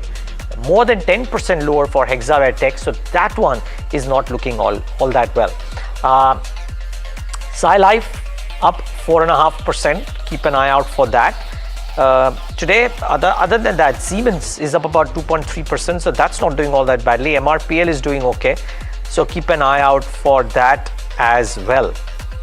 What else? I think there were some small cap names which actually did very well on the quarterly performances, and I just want to bring up some of those names. So, strong Q3 for GNG Electronics, Shriji Shipping, and Viyash Scientific. 9% up for GNG, Shriji Shipping, and Viyash Scientific. Shriji, no, not quite that much. I mean, the operating profit margin was up quite stellar, but maybe the street thinks otherwise. Viyash Scientific, operating profit margins were up about 760 basis points. Revenues were up about 10%. Maybe that was okay. And Goodyear India and Sri Renuka, which had revenues were weak, but EBITDA numbers were strong. And let's try and pull them up and see what they are doing. Goodyear is up 13%. Sri Renuka, I wonder what that one is doing in trade. Should come up on your screen in just a moment. Keep an eye out for that one too. The weak numbers came in from KNR Constructions as well as SKF India. SKF in particular, revenues were down about 54%. So margins were okay, but I wonder if the street is punishing the stock. Not too much, but a little bit for sure. Milan, opening thoughts, anything that stands out? If you have a call on the Nifty, then that. As I just said, I'm not seeing any directional trend up in Nifty. It will continue to stay in the range, and I expect Nifty to continue to find resistance near 25,700 for the time being. Only about 25,800, 850 zone, we can see some directional trend emerging on the upside. But besides that, it's more of a stock-specific market. It's not an index play as of now. Kushbura, same question to you. Opening thoughts, anything that stands out? So not a bad move on the index compared to what the GIFT Nifty was suggesting. Like I said, there are support zones at lower levels, so closer to 25,450, 25,500. If we dip below those, post the RBI announcement, then that just might be a buying opportunity. But like I said, I would hold up on that trade, not really jump the gun. One stock that stands out for me, MRPL. This is something that we discussed yesterday. I think there was a question that Alex and I discussed about. Good moves, mild profit booking yesterday after a stellar run in the last 20 odd sessions. But it's back to its winning ways again, and still above that, erstwhile resistance, now support level of 183. So maybe with a stop loss, you could continue to hold or add, a bit of MRPL. Stop loss around that 183, 182.5 mark. Parag, the tire companies seem to have done well, right? This quarter. Goodyear is another case in point, but all the others did okay. What's happening here? So basically, as I told you on the GST cut day, biggest beneficiary of GST cut will be tires. Because 70% of the tires get sold in the replacement market, where you and I will not argue too much about the price, right? So GST is cut. So you're seeing some bit of that play out already in quarter three. Plus oil prices have dropped, rubber prices have dropped, so margins are going to improve. Got it. So that is one. Anything which is worth investing in? So CEAT is something which can be bought on any dip, in my view. I hear you. Yeah. Okay. So even Apollo, all, but actually CEAT just stands out in terms of numbers also from last 2 quarters. Yeah, well, flat today. Well, Goodyear has the trigger of the numbers just being reported, and that's why that stock is up a whole 12%. Really strong show. Remember, it's a slightly illiquid stock, so be careful if you're trading it. But on that note, Milan Vaishnav, Kush Bora, Parag Thakkar, thank you so much for joining in. And may all of us have a great policy, though I must say, should be a non-event and shouldn't surprise anybody, shouldn't disappoint anybody if it's a non-event. The RBI has been that anchor for the Indian markets in the last 12 months for sure. Okay, Sai Life is a case in point, reported a strong set of numbers. Let me get in Varsha with all the details and to also listen to her conversation with the management. Varsha, take it away. Well, yes, a very good set of numbers posted by Sai Life Sciences. Although the second half is expected to be the strongest one, and this was on the expected lines.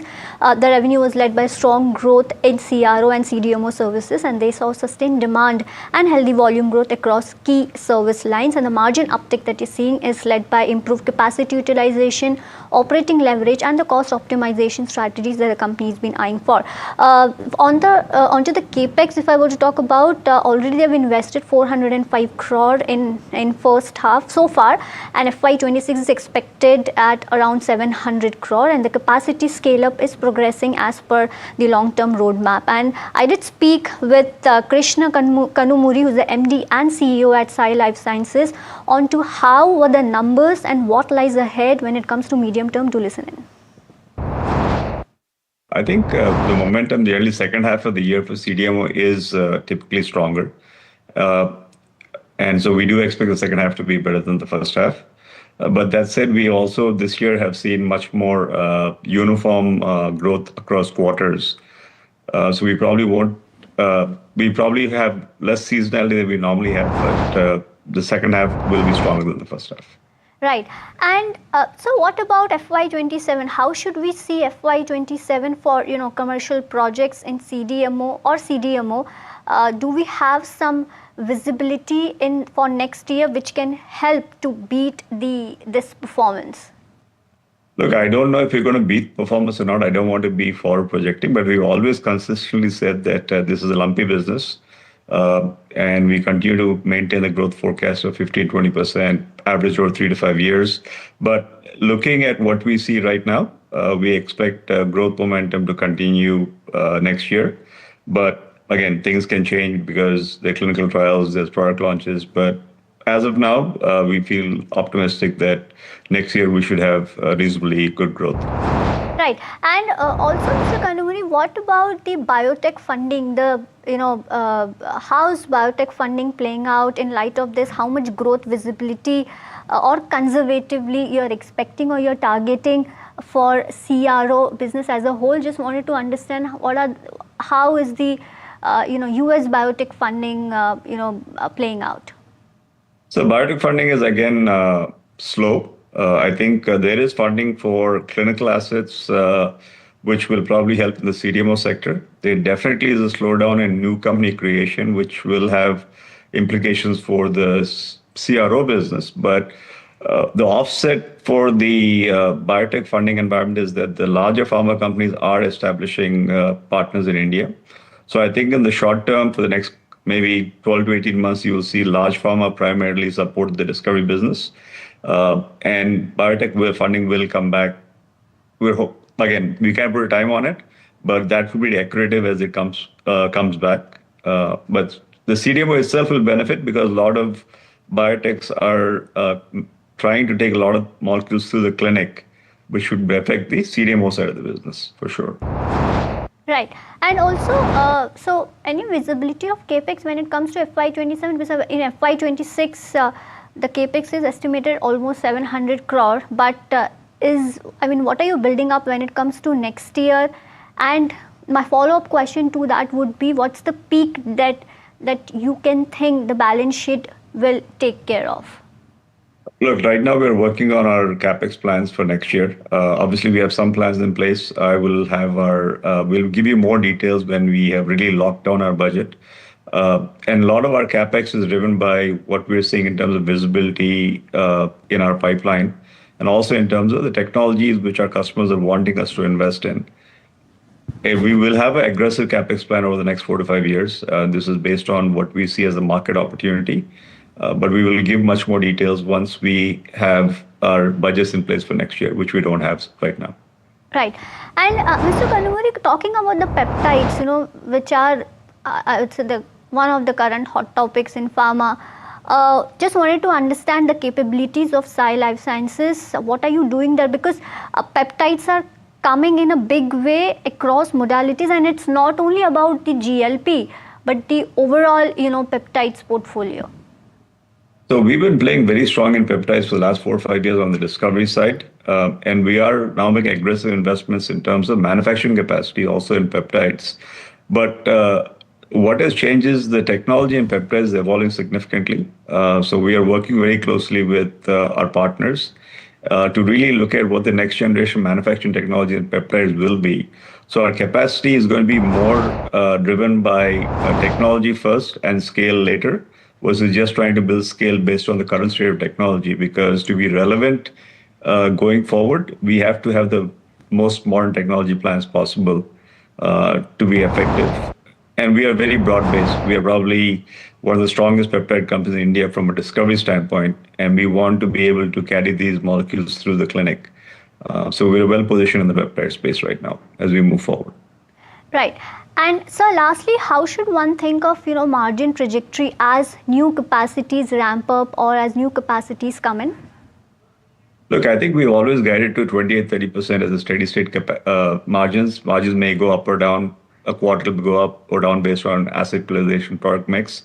But the reason we want to maintain the guidance is when you're in a capex cycle and investing a lot in technology, you will continue to focus on growth with a healthy margin as opposed to choking growth just for the margin potential. So we continue to maintain the guidance of 28-30% as a maintainable margin and continue to invest in our growth story. Right, that was word coming in from Sai Life. Sai Life with decent results over there, but markets, I think today is a pain point of the broader markets more than the Nifty. Sai Life 6.5% up there. The Nifty is okay, 48 points down, but if you look at the advanced decline ratio overall, that's looking a little skewed. So you are seeing now pain beyond the Nifty. I think it's the time of maybe the other IT stocks to see a bit of a tumble because the IT index is down about 2%. Let's pull up the internals of the Nifty IT over there, and that's where the sharp fall and drag is coming in. Though on the broader markets, not as if the Nifty or these IT stocks have major weightage. That's more on the Nifty, but Coforge, they're leading the fall, 3.5% down. What is not working? Hexaware Tech. Hexaware Tech is seeing a second day of punishment, nearly 7% down. I want to look at what Keynes Tech is doing. Is it still continuing to get beaten up to that extent that we saw Keynes Tech about 2% down, some recovery actually compared to what it was. Uno Minda, I thought at okay numbers, 4% down right now. Minda Corp also I want to take a look at what's happening to that stock. And Hitachi Energy, really the hero of the morning with Minda Corp was actually decent numbers, about 1% down. Hitachi Energy is the hero of the morning, 10% up. We talked about Sai Life, LIC, exciting kind of numbers, good valuation company, stock chalta nahi hai, says kuch bora, kuch hota nahi hai for traders, but investment bet is definitely there. Nykaa, 4% up. Data Patterns, I thought was also a very good set of numbers, Neeraj. Data Patterns stood out in that entire defense pack in that sense. And the EBITDA performance looked very solid, and some of those smaller names, like we said, I mean, Goodyear just having, I don't know if it's having a good year or no, but certainly having a very good quarter and a time on the bourses. So that one should be definitely kept in mind. But yes, Tamanna is right. The overall, when you look at the markets and what pops out is what IT is doing and not the best of numbers. Okay, but Hitachi Energy is the other one which reported a stellar set of numbers in the third quarter. Varsha is here with more details of the same. Varsha. Well, yes, strong set of numbers and orders surge. If you see a strong earnings plus robust order inflows is what company has been seeing. HVDC overhang has been removed and the clear visibility of 15% of EBITDA margin is expected going ahead. And of course, there's a structural growth from data centers, transmission and exports. Onto the order book and visibility, the order book stands at around almost 30,000 crore, which is 4.7x of FY25 sales, which provides a strong multi-year revenue visibility for the company, and there's seen a strong traction when it comes to transformers, reactors, and the export accounts of almost 30% of the order book. And speaking of the export momentum, company has seen orders from Southeast Asia, and that they are targeting export of around 25% already. If you see, the export accounts for almost 29 to 30% overall, and India is positioned as a global feeder when it comes to the manufacturing base. Onto the domestic market outlook, demand remains strong, which is driven by transmission expansion and data centers. And onto the railways opportunities for the company, 7 railway corridors in union budget is the big opportunity for the company. And the data centers lastly is the emerging growth prospect for the company. High single digit share of current order is what company is seeing, and this is expected to grow much faster.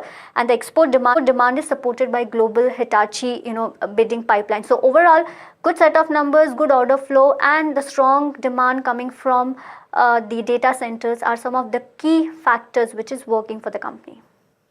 Okay, so Hitachi Energy definitely there in focus this morning. But, this is going to be an exciting week and an end of the week as well. Neeraj and I are going to get the opportunity to bring you amazing voices. And so much has happened in the last 1 week, Neeraj. I think it's important to sort of take a step back and speak to the key stakeholders on the bigger picture here. Because in day-to-day market, sometimes you end up missing that out. That's exactly what we hope to do at the NDTV Profit Ignite Conclave. Yeah, Tamanna, and it'll help so much wherein all stakeholders are in one room. They hear to the policymakers and then eventually come back with their nishkarsh, as we call it, nishkarsh. Right? Yeah, exactly, right? With their nishkarsh to tell us what is it that the medium-term picture may look like. So I think I'm really looking forward to that. Yeah, so we have, of course, Finance Minister will be there, Honorable Finance Minister. And now that there is clarity on what is in the budget, there's so much to talk about. We'll be hearing from her. Has delivered 9 superlative budgets. We will hear from Commerce Minister Piyush Goyal. I would say in some ways man of the moment after the US-India trade deal. You hear from exporters, corporates, policy makers. You have the Chief Economic Advisor there, the Disinvestment Secretary, the Defense Secretary. I mean, this is, I would say, a most comprehensive look at what has happened, because you need to break this down into where India stands, which is why we're calling it India the real deal. And that really is what the case is. So do tune in on Saturday, 3 p.m. onwards for the NDTV Profit Conclave, live, of course, on NDTV Profit and all of the NDTV platforms. But we're back to looking at performances of companies, and PhysicsWallah is in focus. Strong Q3 performance driven by robust enrollment momentum across online and offline channels. Before we speak with the management, Mahima is giving us a snapshot of the quarter. Right, so Tamanna, overall, it surpassed its full FY25 revenue already within the 9 months of this FY26. Student enrollments also remain strong for the company. It's maintained its market hold also, with a strong momentum, and paid user expansion has fueled the revenue growth this quarter. Overall revenue saw an uptick of almost 34%, EBITDA an uptick of 29%, margins were down 90 basis points, net profit was up around 10%. Growth was largely driven by sustained traction in online segment. There is steady offline scale up that is also happening. So the mix between online and offline is something that we would want to know, and how margins differ in both of them. Sequential margin expansion largely was driven by operating leverage and tighter cost controls. Overall, in terms of operational performance, they added 3 new categories in Q3. Overall, unique transacting customers were also up by 20%, and offline student enrollments was also up around 36%. They've maintained their guidance of achieving PAT positivity by FY27. So we'll have to watch out for whether that changes or not. And this is the overall view of how Q3 has panned out for PhysicsWallah. Okay, Pratik Maheshwari with us, co-founder and whole-time director of PhysicsWallah. This is an interview first to NDTV Profit. Pratik, how are you doing? Thank you so much for joining us. You have completed your full year target in 9 months. Strongest quarter of the year. What has worked for you? Is it the offline models or the online mix? Tamanna, this revenue was almost predictable revenue, because we already had the enrollments at the year beginning, and revenue gets accrued throughout the year. That's the nature of the business. And overall, if you see, there's a very strong enrollment growth. There is a very strong ARPU improvement. Overall contribution of the revenue mix, if you see, 51% contribution is from our online business, and 46% from our offline business, and 3% from others. Very strong PAT positive quarter for the company, almost 34% jump in revenue, and 42% improvement in EBITDA we have demonstrated this year, this quarter. Sticking to your guidance of achieving PAT positivity by FY27, or will you be advancing it? By when do we see that happening at this run rate? So PAT positivity for FY27 for sure we will deliver, and enrollment growth for more than 20% we will be achieving this year. Overall company, all fundamentals looks very, very strong. We had an amazing run this year and continue to be profitable for next year as well is what we are guiding. Pratik, good morning. Neeraj here. You had always anyway stated, right, during the IPO as well, that H2 will be better than H1 on the revenue recognition front. And because Q2 and Q3 are the strongest, this was anticipated. Now, does Q4 therefore live up to that billing for revenue, from a revenue perspective, for you to have that very strong H2 over H1? So we are completely on track in terms of ARPUs, enrollment. So the Q4 is the third best quarter for the company, and there will not be any surprise in Q4 because we already have enrollments and admissions clocked in with for us. So the nature of the business, you need to understand, we have already started planning for the next year admissions, and the next year admissions cycle will start by 1st of March. Got it. So and in first 3-4 months of operation, we will have the entire view of the year. Perfect. So it's a negative cash flow working cycle business where student pays the fees upfront and they studies for the entire year. Yeah, doesn't everybody like to have that business? But I wonder if, because you've also stated in the past that Q4 is a great quarter for collections, right? I think you launched something called Vishwas Divas, if I'm not wrong. Yes, so yes. The question is, how strong do you anticipate this time around this piece to be, and whether that gives an inkling into what you could do maybe for FY27 or maybe for the next couple of years? So a couple of indicators in around Vishwas Divas. We have an amazing run in terms of state board enrollments. For first year of operations, we have clocked more than 170,000 enrollments. Pi, which is the OTT platform, which is the monthly subscription business, which we have started in month of November, have picked up very well. Another new initiative is English learning app. PW Talk has already achieving a run rate of $1 million ARR. So a couple of these new initiatives will fuel our goal, and all the initiatives we will be launching around Vishwas Divas. State boards and southern part of the India is the major expansion strategy, which is shaping up very well in Q3 and Q4. So these will be the major growth lever for next year as well. Pratik, I have to ask you, and we've had this conversation before, but I think it becomes more relevant in light of what is happening right now and what we've seen with the cloud tools, etc. I know that's for legal, finance, marketing, etc. It's a matter of time when some company, global or Indian, launches an AI tool for education, which could, as a risk factor, put your entire business model into question. Do you stay awake at night thinking about it? No, Tamanna, if that world will come where the teachers are replaced, teachers are like parents of life, so then there will not be any anchors, there will not be any Bollywood stars. That will be a very different world.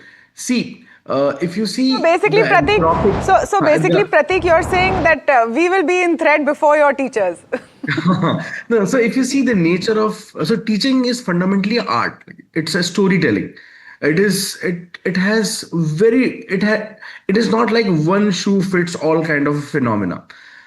If you see doctor as a profession, if you see developer as a profession, it is quite mechanical in nature. It can be replaced by algorithm or rule driven engine, but teacher has emotional attachment with the kid. It is very different. And if you see the China edtech companies, all of the edtech companies have leveraged AI beautifully, and they have empowered their teachers, and they have made the learning hyper personalized, which we are also doing in India. So we do see this as a great opportunity in terms of teacher efficiency, in terms of making learning hyper personalized for the students. It has almost zero threat. About zero threat. I'm just going to, a lot of AI courses, tools now also get specified to the user. So you could possibly sooner than later have a kind of a course which is tailor-made for that student. Plus, I know about that individual relationship between teacher and student, but you have mass number of students and fewer teachers. So that also plays a part, doesn't it? So, like Tamanna rightly said, the behavior of the students is changing. They are shifting from a Google search to a AI search. And at this point of time, we have made couple of beautiful AI features, which is for answer sheet evaluation, doubt solving, mentorship, and now we are clubbing all these features, and we will be launching our own LLM wrapper, in which it will be a companion to the students, which will come in next quarter. So if I have to sum up, education, AI in education is a great opportunity. It will empower a lot of students, and since we have the distribution of the kits, we have the brand in place, we will be monetizing this opportunity as compared to any other large language model out there. I just have one question, or rather two questions rolled into one. One, what stops you from utilizing AI meaningfully in order to reduce your workforce, if you will? Part one. Part two, would AI disrupt curriculum-led business, or would that still depend on a non-AI source because there are marks attached to it and therefore can't be explained entirely by AI? I'm just trying to understand. So as on date, AI is making test papers better than a human. AI is evaluating answer sheets faster and better than human. So there is a lot of operating leverages in terms of productivity of teachers is kicking in and will kick in place. So we have designed completely AI-led question papers, books. These workflows are already in place, and this is driving a lot of efficiency. And for my future growth, I need not to hire many more teachers. For example, subject matter experts, doubt solvers, everybody's efficiency is improving with the AI tools. Your second question, whether AI will ever disrupt curriculum-led teaching, as on date, it is empowering. It is empowering a lot of students out there in terms of doubt solving, in terms of explaining the concept.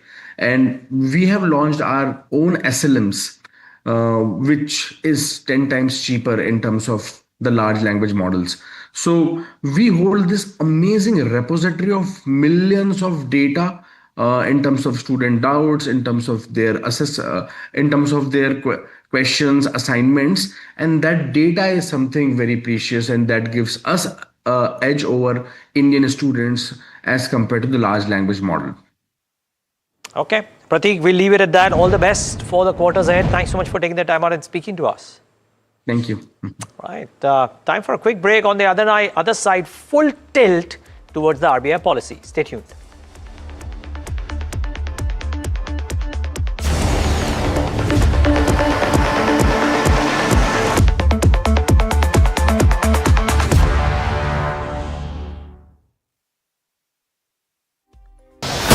As tariffs rewrite trade, and India's New Deal and the US redefine global alignments, a powerful shake-up is reshaping the global economy. What is India's next strategic move? Join Finance Minister Nirmala Sitharaman and leading global voices as they decode this new economic reality at the NDTV Profit Conclave, making sense of the new world order. India, the real deal. 7 February, New Delhi, only on NDTV Profit.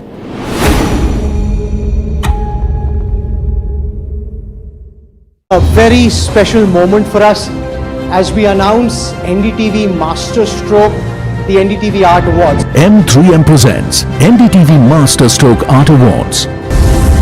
An odyssey of creative brilliance where the masterpiece meets its ultimate recognition. NDTV bringing this subject forward would have a great integrity of putting it forward where people could understand the importance of art. This award that is being started, I'm sure is going to be amazing. Art for India and for Indians is an expression of our Atmanirbharta. It's actually quite a formidable jury, so I think we'll reveal a lot more as we go along. This is an amazing platform, I think, today what you're doing. I have always had this inclination towards art, and if we don't collaborate and bring those artists forward, give them a platform, who else will? Honoring the masters who define our cultural landscape, M3M presents NDTV Masterstroke Art Awards on the NDTV network. लोग कहते हैं कि जिंदगी एक film की तरह होती है, लेकिन मेरी जिंदगी सिर्फ एक फिल्म नहीं, एक ब्लॉकबस्टर फिल्म है। बचपन से पता था मेरे सपनों में दम है, आगे नहीं सबसे आगे जाना है, स्टार नहीं सुपरस्टार बन के दिखाना है। नाम मिला, फेम मिला, प्यार मिला, I was not just running, I was flying.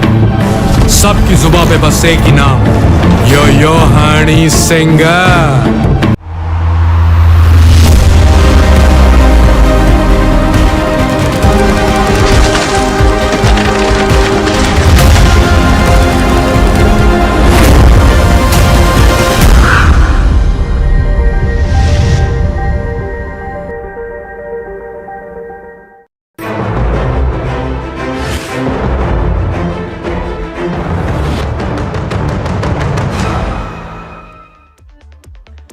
All right, welcome back. Focus on the monetary policy, which we will hear Governor Malhotra announce in a short while from now. In fact, from about 12 minutes from now, you will hear from the governor. Now, the policy becomes crucial even though a rate cut is largely ruled out. We've had enough of monetary policy easing over the last several quarters. What do we expect from the governor this time round? Radhika Rao, senior economist at DBS Bank, joins in for that conversation. Radhika, thank you so much for speaking with us this morning.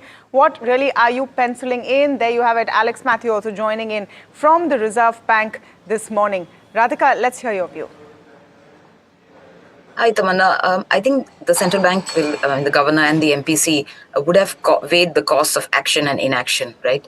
If there's, say, another 25 basis point cut at this time, what impact is that going to have? Is that going to, spur further growth? Is that going to be, fruitful for transmission? I think these are questions that the committee would have certainly discussed. I think that's why you've really seen a leaning towards preference for a pause at this point, because 125 basis points of cuts have already been undertaken. If you look at the bond market, I mean, it's very hard to tell that there was a rate cutting cycle at all. So I think the transmission versus room for further rate cuts is something that is front and center. And at the same time, what about the macro conditions? Growth needs further stimulus at this point? Is inflation, what is the forward-looking trajectory for inflation? And we also need to be mindful that next week we're going to have a new series of inflation, right? Rebased and revised. So keeping all that in mind, I think the cost of inaction is seen as more prudent at this point, and that's why we think that the central bank would prefer to keep rates on hold. That said, I think that is just one part of their to-do list. I think there's a lot more things that they would prefer that they would act on. I think that's where the priority would be, and that's what the policy statement we think will highlight. Yeah, Radhika, actually, it's a fair point. So therefore, that's my follow-up question to you. That maybe it won't be a disappointment. Maybe the markets might actually like it that the governor doesn't do too much, because RBI has been on an overdrive, right, the last 12, 13 months. So if they've done enough, maybe a good time to pause. But the point that you made second, which is that there is a lot more beyond the rate decision to focus on. What is that one key thing or two key things that you believe should be a part of the policy? Certainly, Neeraj, I think the first point, have they done enough? I think they did. I would say personally that when inflation was down, growth was still pretty upbeat, averaging about 7.5%, and now it's averaged at about 8% in the first half of fiscal 26. They took advantage of the situation that inflation was very low. So it did provide sufficient real policy rate buffer. So I think they went ahead and, did what was possible and attainable at that point. Now, I would say, so that is done. Now, looking at the macro conditions, and I think one part that we didn't really discuss about was the currency as well.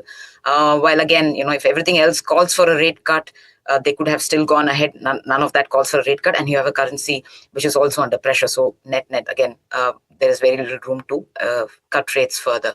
To your point on what are the couple of other things that they could talk about, I think one thing they could talk about, or they could sound like a tone or guidance would be that, they're keeping an eye on all drivers. Of course, the US trade deal has happened, so that has taken out one more external trigger or a downside risk to growth that adds to their optimism on growth. But if anything warrants action, that they stand by. I think that's so tone, guidance, all of that will be important. And the second thing I would certainly look for is their comments on liquidity.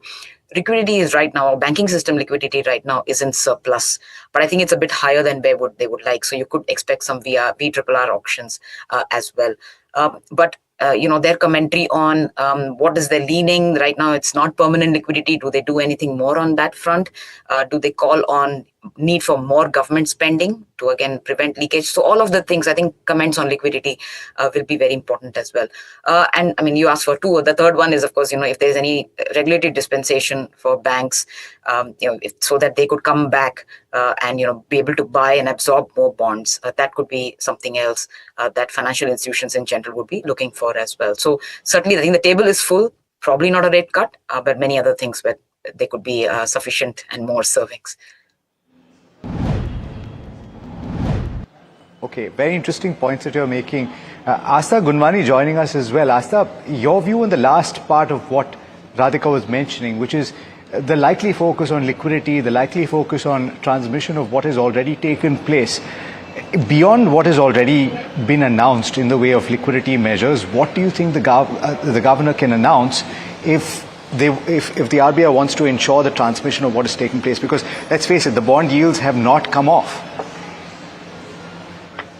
Thank you very much for having me on the show. You're absolutely right. There has been enough done and still some space for more. We are expecting the RBI to strike a dovish hold today. We are looking at no change in rates, but alongside that, we are looking at liquidity measures. Now, he may not necessarily commit to any quantum of OMO purchases today because that's not really an MPC's prerogative.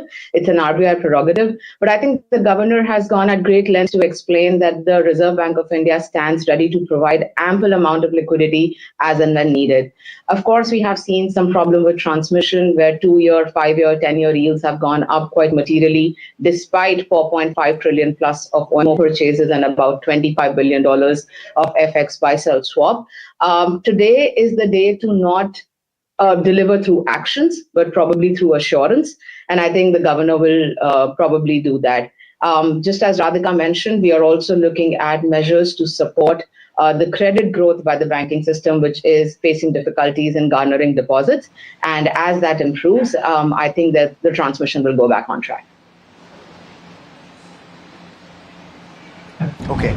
Radhika, beyond monetary policy, do you think that any statements will be made today with regard to the asset quality of very small players? That big worry on the external front with regard to tariffs is now dissipating, but perhaps for a few small players, there is going to be need for a little bit of room to maneuver while things go back to normal. Do you think that anything could be announced to that extent? Yeah, there's always a possibility. But I think when they, in their regulatory section in particular, they don't typically name anybody or do anything particularly for certain part of the banking sector. I think overall, their take has been that, asset quality has been quite good. Banks and by and large in a good shape, especially in terms of finances. All of them, and just going back to Asta's point as well, the problem is not so much on the credit side, but it's been much more on how much of deposits they've been able to mobilize. That really comes in the way of transmission. So I think that is where the reference to banks might come from. So I think they feel overall that the balance sheets are quite healthy. Certain pockets certainly need support, and I think that is where much of the attention could be. Let me just add also, there is nothing that the central bank directly can do towards deposit mobilization. There are a lot of other things that are happening in the system, on the systemic level, which are also preventing deposits from picking up. But equity markets being where it is, there could be a need for banks to go ahead and perhaps increase returns. It comes at a cost, but if they're able to increase those returns, some of those funds could go back. So it's a fine balancing act. Some part of it could be RBI driven. Many of that could be, chosen at a systemic level from the bank level as well. Asta Gunwani also with us. Asta, I just want to understand your take on this new series, both the CPI series as well as the GDP series. Maybe the governor will be, or the MPC will be waiting to see how that impacts. How are you as an economist calibrating in advance, and what do you expect to see? Thank you for that very valid question. So we'll have the revised CPI series launch on 12th of February, revised GDP series come out on February 27th. One of the other reasons why we expect a hold today is that this is really not a month that you will be looking at cuts or changes in rate whatsoever, because your key data is going to undergo a major overhaul. As far as the new series is concerned, taking guidance from the expert paper that was released by MOSPI, our in-house estimates indicate that if we would deploy the new weights to the current series, then over the last 12 months, CPI inflation would have been on an average higher by about 30 basis points. And just for the month of December, where CPI came in at 1.33, purely with new weights, it would have looked closer to 1.8. And that's not surprising at all, because the weight of food is actually lower in this new series. And that's been the one which has driven all the disinflation in the last 12 months. So there will be changes to housing. There will be changes to methodology, to weights, to sample sizes, to newer markets, and we did a detailed paper on that. I think RBI will probably not make any changes to their GDP or CPI forecast today in light of these impending revisions that we will see on the 12th and then on the 27th of February. Radhika, the other question is the focus on external factors. I mean, top of mind is India-US trade deal because it's happened recently. But the other things that have happened and the importance of that, both on the GDP growth as well as the forex element that brings to the table. Any thoughts there? What is it that you would watch out for the most in the policy within the RBI purview? I think, one of the past few meetings, in fact, since the trade deal was kind of stuck, the RBI had mentioned in their narrative, just passing mention that was one concern and that could potentially be a negative for growth. On otherwise, what looked like a very good, cyclical upturn, agriculture doing its bit, manufacturing also helping, the government had started to spend. So all of that was positive for growth. Externally, this was seen as a major risk. Now, lo and behold, going into the meeting, that one particular external trigger has also been kind of resolved. Of course, we're waiting for the fine print. But I think at least on the sentiment level, it's been a big, positive boost. You've seen that price action in equity markets, bonds, as well as the currency in particular. So I think for them, that removes a thorn on the sides of policymakers. But what it does beyond that, I think might not be necessarily what a central bank would look at. And going to the currency bit, and I think we spoke about it briefly, do these gains sustain, after this decision has come through? Our take is that we would see this respite as a slightly brief. There are the bigger ticket items that were affecting the currency still remain very much in place. In terms of outflows from the equity market, in terms of current account deficit not being a problem, of the size of the current account deficit not being a problem, it's the financing end that's very much in question. So those things are still largely unresolved. I would think that was what was at a more structural level affecting the currency. In the second month of the new year, and have already witnessed momentous actions on the geopolitical and trade tariff fronts. Amidst heightened geopolitical tensions and elevated uncertainty, the Indian economy is in a good spot with strong growth and low inflation. Inflation remains below the tolerance band and its outlook continues to be benign. High-frequency indicators suggest continuation of the strong growth momentum in Q3 this year and beyond. With the signing of a landmark trade deal with the European Union and the US trade agreement in sight, growth momentum is likely to be sustained for a longer period. Global growth, supported by tech investments, accommodative financial conditions, and large-scale fiscal stimulus, is expected to be marginally stronger this year than projected earlier.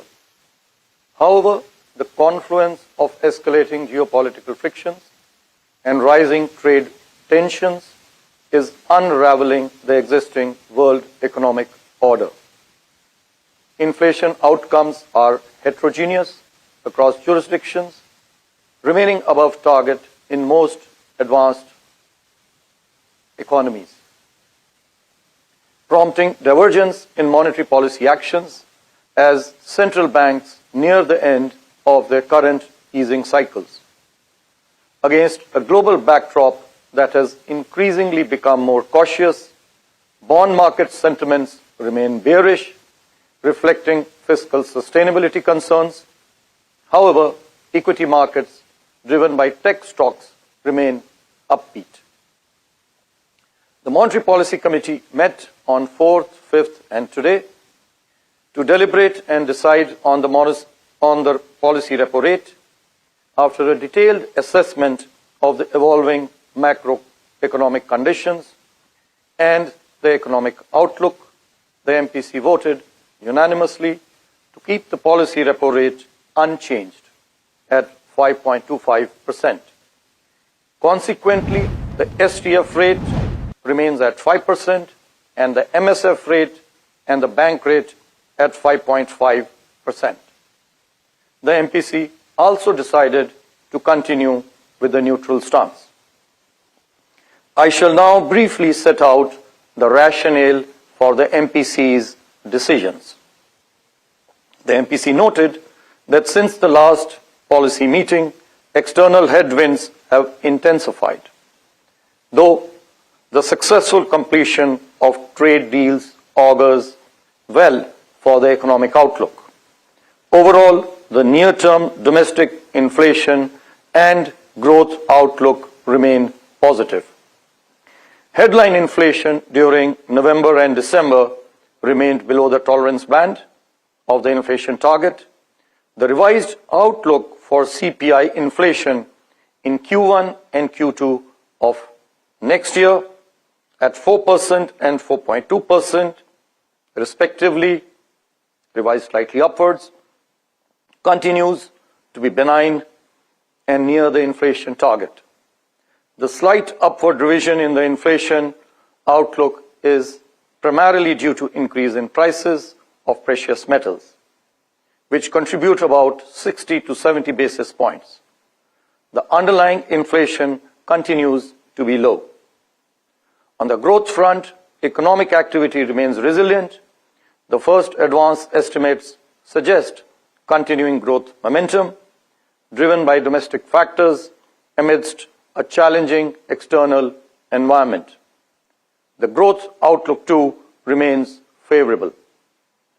Based on a comprehensive review of the domestic macroeconomic conditions and the outlook, the MPC therefore was of the view that the current policy rate is appropriate, and accordingly it voted to continue with the existing policy rate. It also agreed to retain the neutral stance. Going forward, the MPC will be guided by the evolving macroeconomic conditions and the outlook, based on the data from the new series in charting out the future course of monetary policy action. You are all aware that in a few days we will have a new series for both GDP as well as inflation.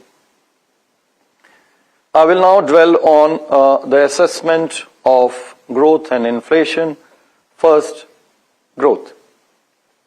The Indian economy continues on a steady improving trajectory, with real GDP poised to register significant higher growth of 7.4% this year as compared to the previous year. Amidst global headwinds, private consumption and fixed investment both supported growth. Net external demand, however, remained a drag, with imports outpacing exports. On the supply side, growth in real GVA on the back of a strong contribution from the services sector and revival in manufacturing activity is estimated at 7.3% this year. Going forward, economic activity is expected to hold up well in the next year. Agricultural activity will be supported by healthy reservoir levels, robust rabi sowing, and improvement in crop vegetation conditions. Improving corporate sector performance and sustained momentum in informal sector should boost manufacturing activity. Construction sector growth is expected to remain firm.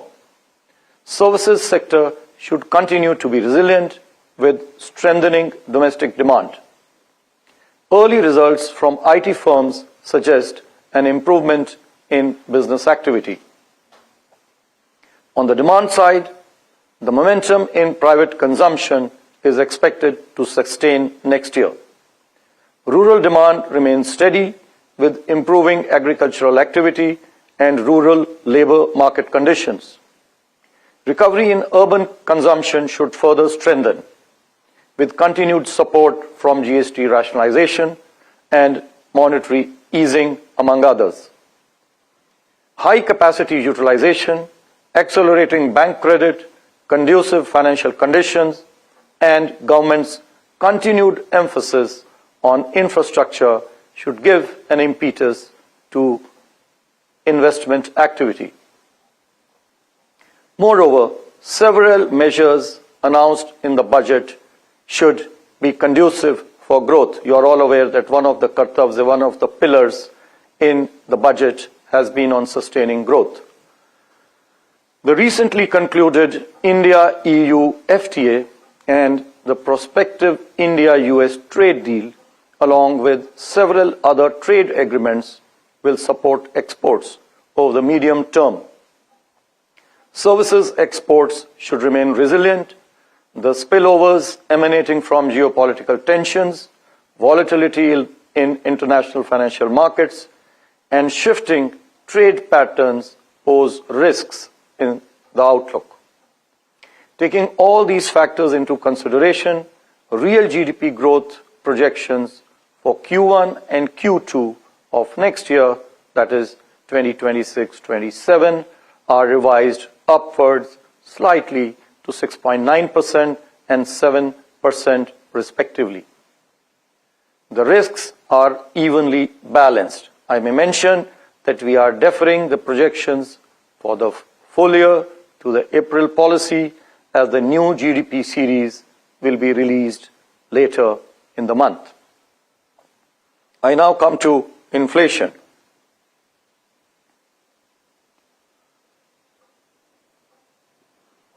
Headline CPI inflation remained low in November and December, even as it firmed up by 1 percentage point in these 2 months.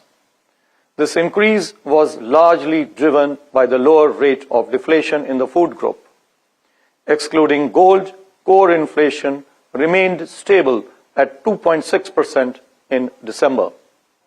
Near-term outlook suggests that food supply prospects remain bright on the back of healthy kharif production, sufficient buffer stocks of food grains, favorable rabi sowing, and adequate reservoir levels.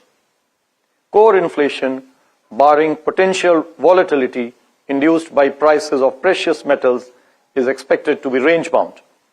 Geopolitical uncertainty, coupled with volatility in energy prices and adverse weather events, pose upside risks to inflation. In terms of the headline inflation trajectory, despite the anticipated momentum being muted, unfavorable base effects stemming from large decline in prices observed during Q4 of last year, that is 2024-25, would lead to an uptick in year-on-year inflation in Q4 this year. Considering all these factors, CPI inflation for this year, the current year 2025-26, is now projected at 2.1%, with Q4 at 3.2%. CPI inflation for Q1 and Q2 next year are projected at 4% and 4.2% respectively. Excluding precious metals, the underlying inflation pressures remain muted. The risks are evenly balanced. Again, in view of the impending release of the new CPI series on February 12, as I mentioned for growth, we will be presenting our CPI inflation projections for the full year 2026-27 in our next policy statement in April. I will now be talking about the external sector. Despite heightened uncertainty Global trade remained relatively robust. India's merchandise exports, supported by trade diversification efforts, grew by 1.9% year-on-year in Q3 25-26. Merchandise imports grew by 7.9% during the same period, resulting in a widening of the trade deficit. Robust services exports and healthy inward remittance receipts would, however, keep India's current account deficit for the current year moderate and sustainable. Moreover, India's proactive efforts in pursuing bilateral and regional trade agreements with major trading partners are expected to boost international trade and investment, diversify trading partners, and integrate India into global value chains. Even on the external financing side, gross FDI to India increased at a robust pace during April to November 2025, for which we have data till now. Net FDI too increased as repatriations declined despite a rise in outward FDI. India continues to remain an attractive FDI destination for greenfield projects, as evidenced by a number of announcements made in this regard. However, FPI recorded net outflows of 5.8 billion US dollars till February 3 this year. As on 30th January 2026, India's foreign exchange reserves stood at a very healthy 723.8 billion US dollars, providing a merchandise import cover of more than 11 months. Overall, India's external sector remains resilient. We are very confident of meeting our external financing requirements comfortably. Now I'll be speaking about the liquidity and the financial market conditions.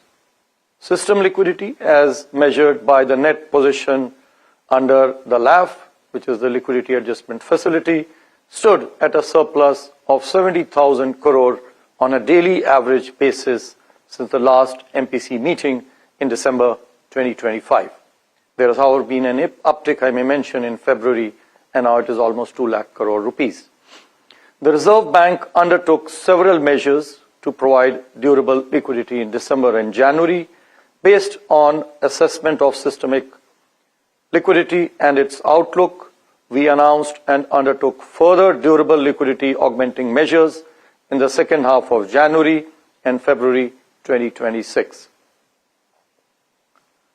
In response to the cumulative 125 basis points cut in the policy repo rate, the weighted average lending rate of scheduled commercial banks has declined over this period till December, for which we have data till now, by about 105 basis points. I may mention that the interest rate effect is 94 basis points. Similarly, the weighted average domestic term deposit rate on an average on fresh deposits declined by 95 basis points. This decrease on an outstanding deposit basis is 41 basis points over the same period. Coming to money markets, especially for CPs and CDs, that is commercial papers and certificates of deposits, the rates tightened in January 2026 after softening till December as a result of various factors, including moderation in surplus liquidity, excess supply from bunching of redemptions in CPs and CDs in January, and then there is always the year-end effect in the last quarter of the year. G-Sec yields mirroring global trends have continued to harden over the last 8 months due to a host of factors. Going ahead, the Reserve Bank will remain proactive in liquidity management and ensure sufficient liquidity in the banking system to meet the productive requirements of the economy and to facilitate monetary policy transmission. Liquidity management would be preemptive, with sufficient allowance for unanticipated fluctuations in government balances, changes in currency in circulation, and forex intervention, etc.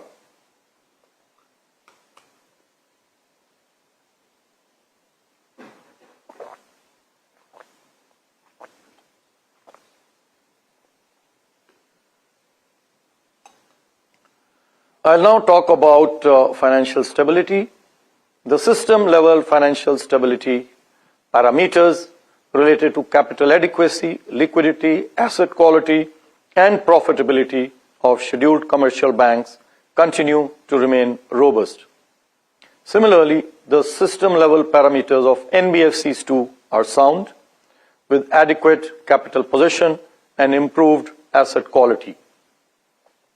As per latest available data, credit from all sources, it has picked up. It grew at 13.8% as compared to 11.6%. A year ago, it had even come down to 9% in May.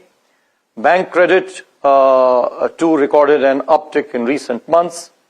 This growth is supported by sustained lending to all sectors, particularly retail, services, and MSMEs. Large industries also recorded higher credit growth. Now, as has been the practice, I shall be announcing several measures which aim broadly to enhance, number one, customer protection, number two, advance financial inclusion, three, enhance the flow of credit, four, strengthen the UCBs, promote ease of doing business, especially for NBFCs, and deepen the financial markets. For customer protection, we will issue 3 draft guidelines. One related to mis-selling, this has been in the works for some time. 2 regarding recovery of loans and engagement of recovery agents. 3 on limiting liability of customers in unauthorized electronic banking transactions. It is also proposed to introduce a framework to compensate customers up to an amount of 25,000 for losses incurred in small value fraudulent transactions. You are all aware that there has been a number of fraudulent transactions for which RBI has taken a number of measures, and we will again in this regard we also now wish to publish a discussion paper on possible measures to enhance the safety of digital payments. Such measures may include lagged credits and additional authentication for specific classes of users like senior citizens. In the financial inclusion space, we have comprehensively reviewed 3 schemes: the lead bank scheme, the Kisan credit card scheme, and the business correspondent model. We shall issue draft revised guidelines with respect to each one of them. It is also proposed to launch a unified portal for better management of the lead bank scheme data. The limit of 10 lakh rupees for collateral-free loans to MSMEs is proposed to be increased to 20 lakh rupees. This limit has been there for quite some time. Coming to the real estate sector, to further promote financing to real estate sector, it is proposed to allow banks to lend to REITs with certain prudential safeguards. I may mention that lending to InvITs, which are similar in structure to REITs, is already allowed. Now I have 4 measures for the urban cooperative banks. They are an important link in our financial inclusion effort. The first 2 pertain to raising the financial limits on unsecured loans and loans to nominal members by the UCBs. We also propose to remove the tenor and moratorium related requirements on housing loans given by Tier 3 and Tier 4 UCBs. Then, to strengthen the managerial and technical capacity of the UCBs, we shall launch a mission which we call Saksham, which stands for Sahakari Bank Kshamata Nirman. This mission intends to train over 1,40,000 participants, officials, members, directors from the UCBs. I now come to NBFCs. There are two measures for them. NBFCs having no access to public funds and having no customer interface with an asset size not exceeding 1,000 crore rupees are proposed to be exempted from the requirement of registration with the Reserve Bank. Moreover, it is proposed to dispense with the requirement for certain NBFCs to obtain prior approval to open more than 1,000 branches. Coming to financial markets, you are aware we had earlier issued revised draft regulations for ECBs, that is external commercial borrowings. These regulations have been finalized. They shall be issued shortly.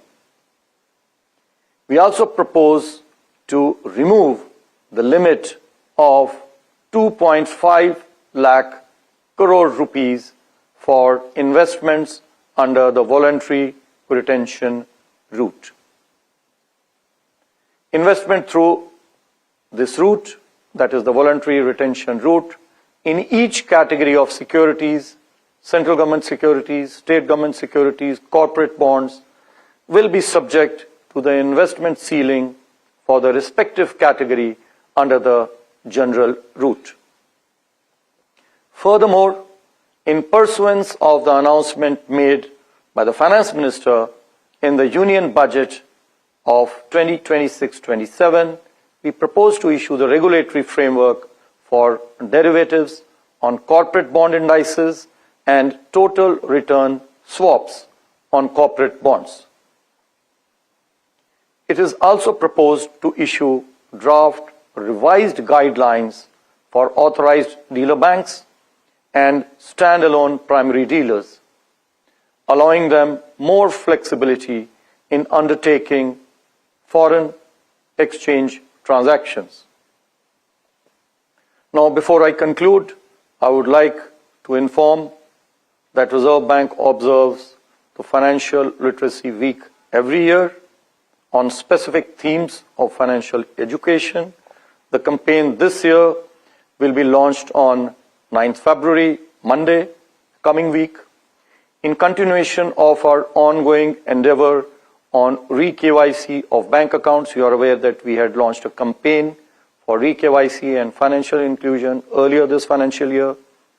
The theme that we have chosen for this year's Financial Literacy Week is KYC, your first step to safe banking.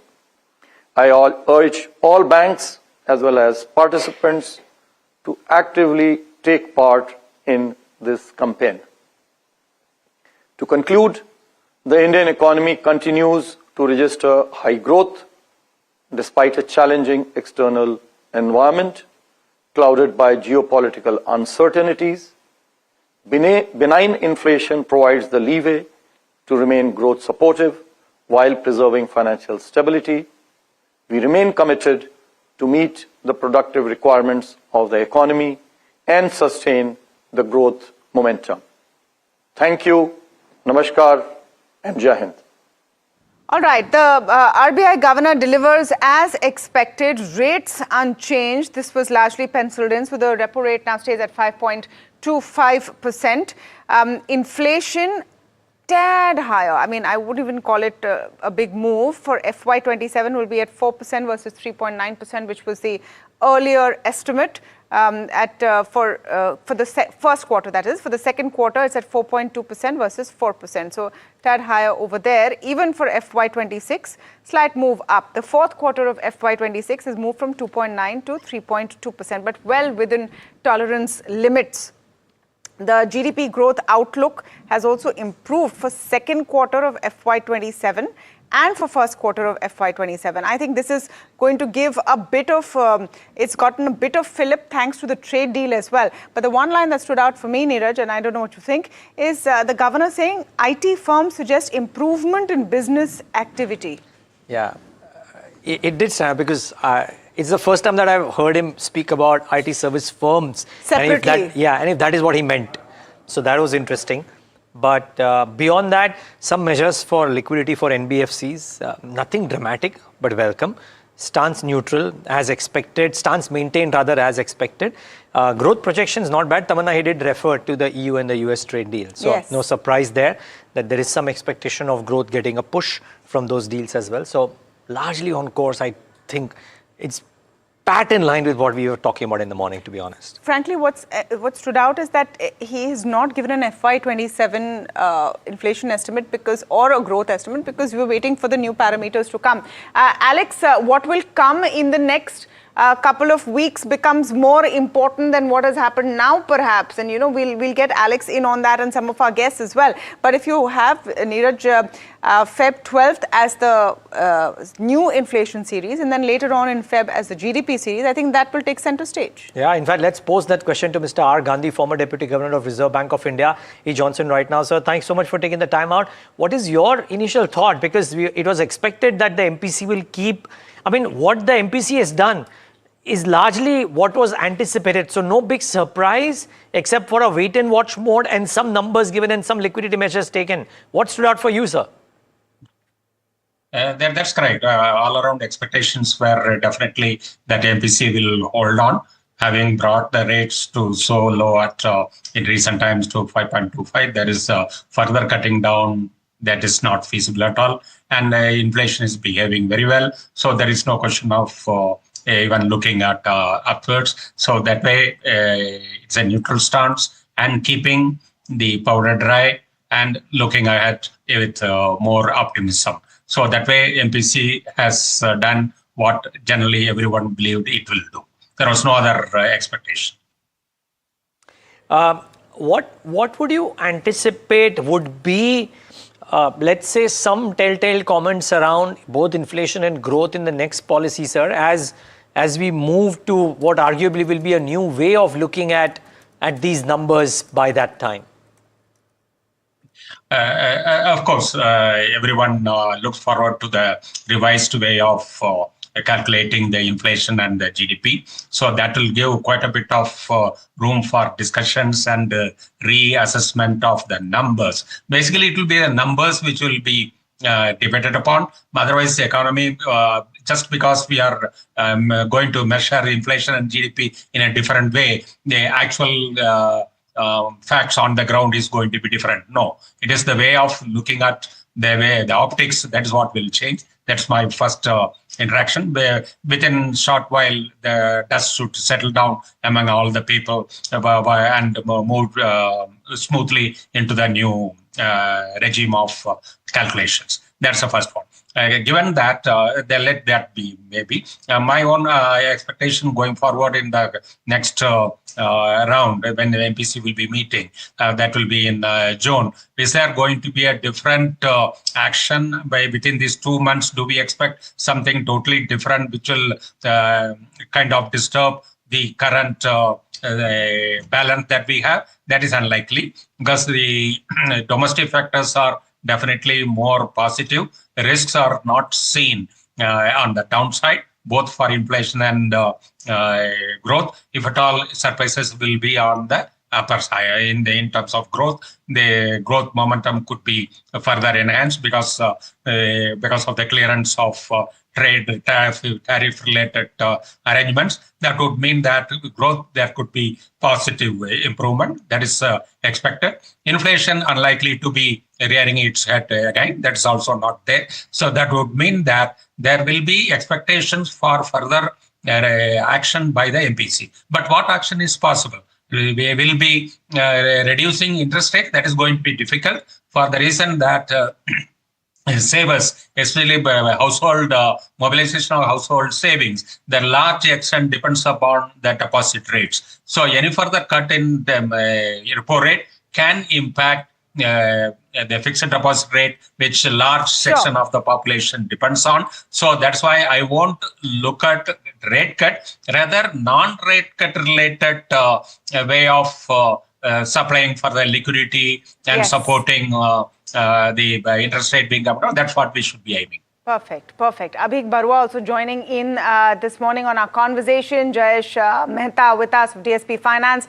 Manish Sonthalia of MK Investment Managers joining in. And of course, Alex there from the Reserve Bank of India right now. Abhik, I want to come to you. Maybe this is sort of a lot that will have to be seen after the new series come in, and that was the sense we got as well. What was your big takeaway from here?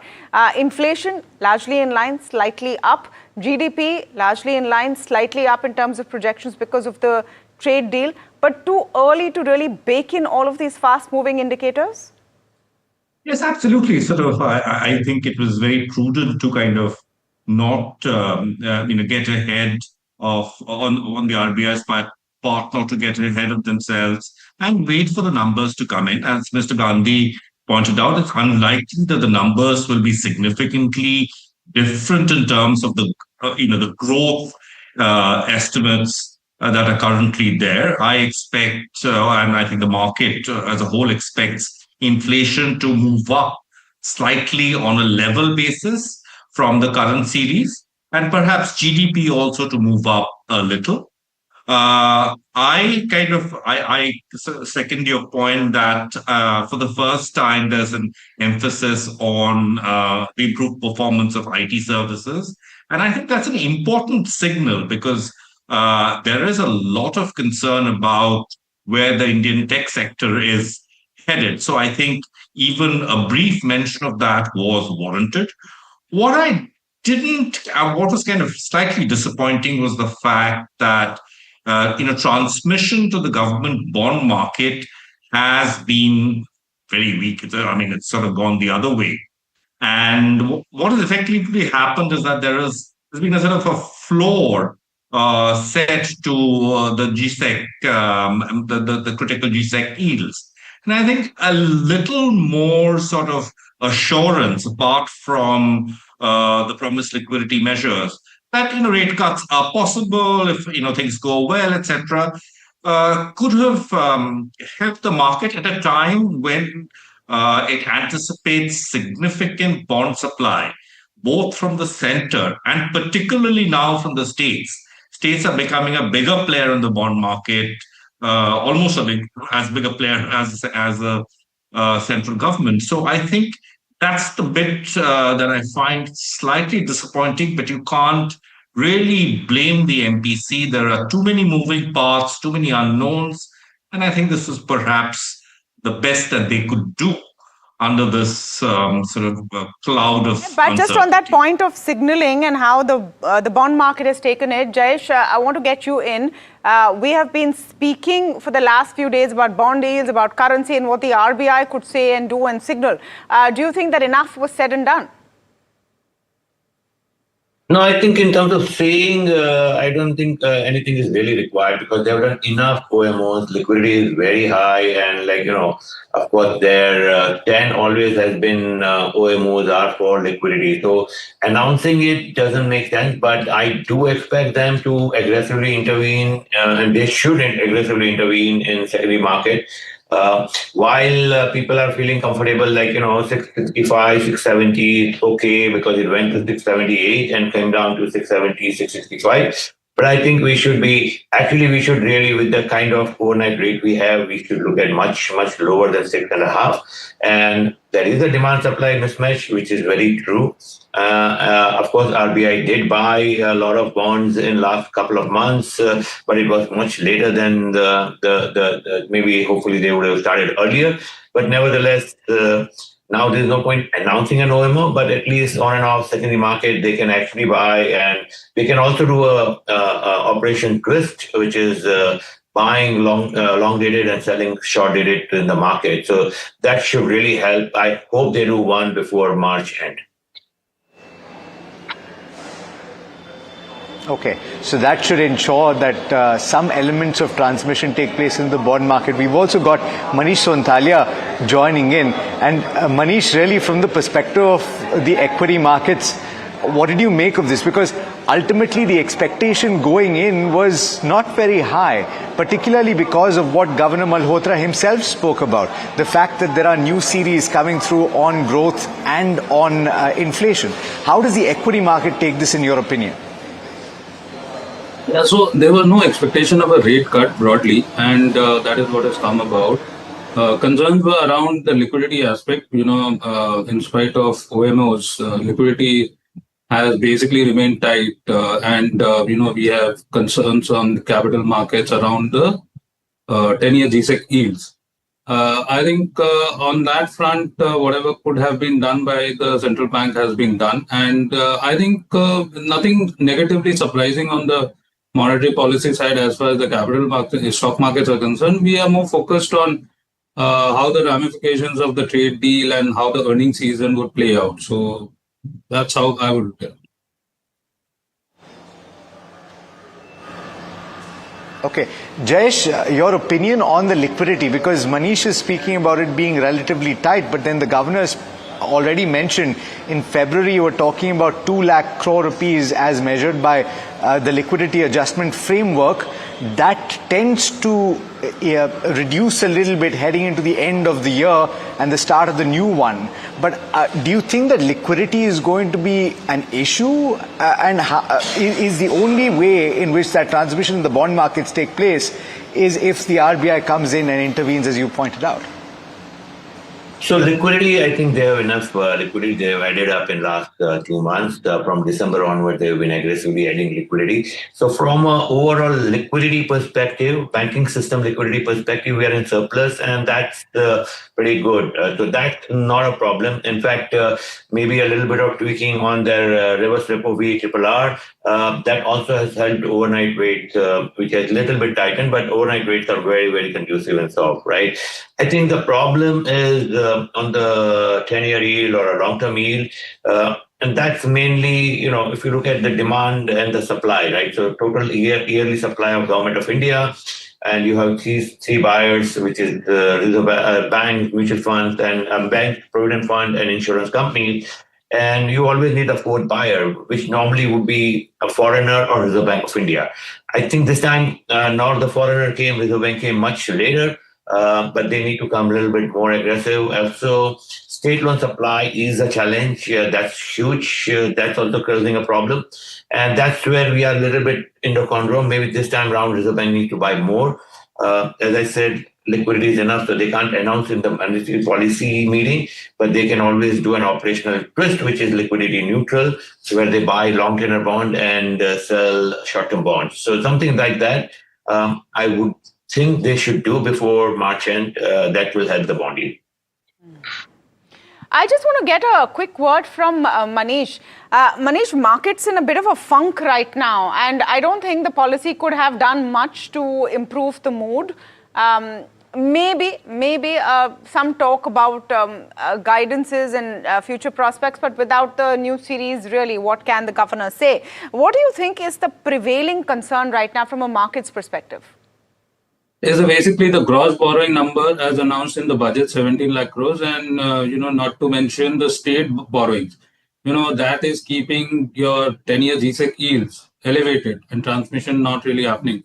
That is the mood concern of the market, that the market seems to know more than what is being alluded to in terms of policy rate directions.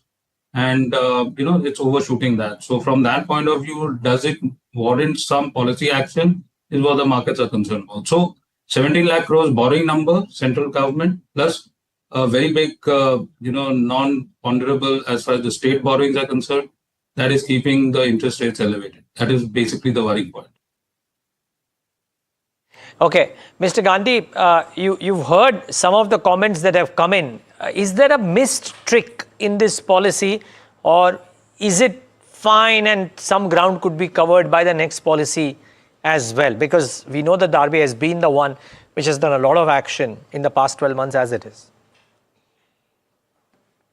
Obviously, in this policy, there has been no explicit or implicit further action, what you are referring to.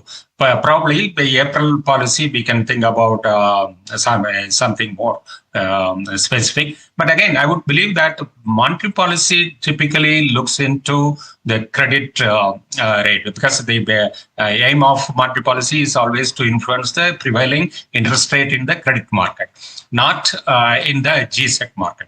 GSEC market behaves more in relation to day-to-day movement in liquidity. So that's what is amplitude, quite a bit of ways it will be happening. In general, monetary policy action should impact GSEC rates on a stable basis over a period, but there will always be day-to-day movements. That's what. So that is why obviously market is factoring in quite a lot about the gross borrowing limits. Proposed target in the budget is quite high. So whereas the net borrowing is definitely well within the, in comparison with the last couple of years, it is similar. That difference, why the market is a little bit worried about, is because of the day-to-day movement. Day-to-day movement in liquidity and the continuous borrowing by the government, both central and state government, including week after week, they will be demanding money. So that is what is disturbing the movements in the GSEC market. That's where, just now, as JS mentioned, the Reserve Bank should be thinking about some non-policy rate related way of managing the GSEC rates, so yield. So that's what I should be expecting in the coming months. Jayesh, you mentioned about one factor, of course, and I'm sure Alex has more questions, but is there something that was a pressing need and not done in this policy, which was a low-hanging fruit or a low ball outside the off stump, which the Reserve Bank should have tackled? No, I don't think so. Because no, right? Global environment is such, I don't think they can do anything very out of the turn. You see, this is more like monetary policy. Within the ambit of monetary policy, whatever they could do, they have announced it, right? Anything outside that, they can always do it from without the monetary policy, right? They can always issue a circular or guideline during till the time of year end, right? So I do expect something there. As I said, like Operation Twist is something very heavily on the mind. And even for next year borrowing, right? It always depends. See, I think the budget number is for 1 week or so for the traders to, it's more or less or whatever it is, to get excited. But ultimately, how much support the Bank of India does at the right timing. It's not about just supporting the bond yield or doing the OMO at the right time. That gives the market sentiment. So 50,000 or 75,000 more or less borrowing does not really impact yield on an overall yearly basis. Maybe yes, at the beginning from a sentiment year. Okay, I think we've got Ashwini Kumar Tiwari as well, MD of CBNS and SBI, joining in right now, and great to have a banker on the panel as well. Mr. Tiwari, thank you so much for joining in.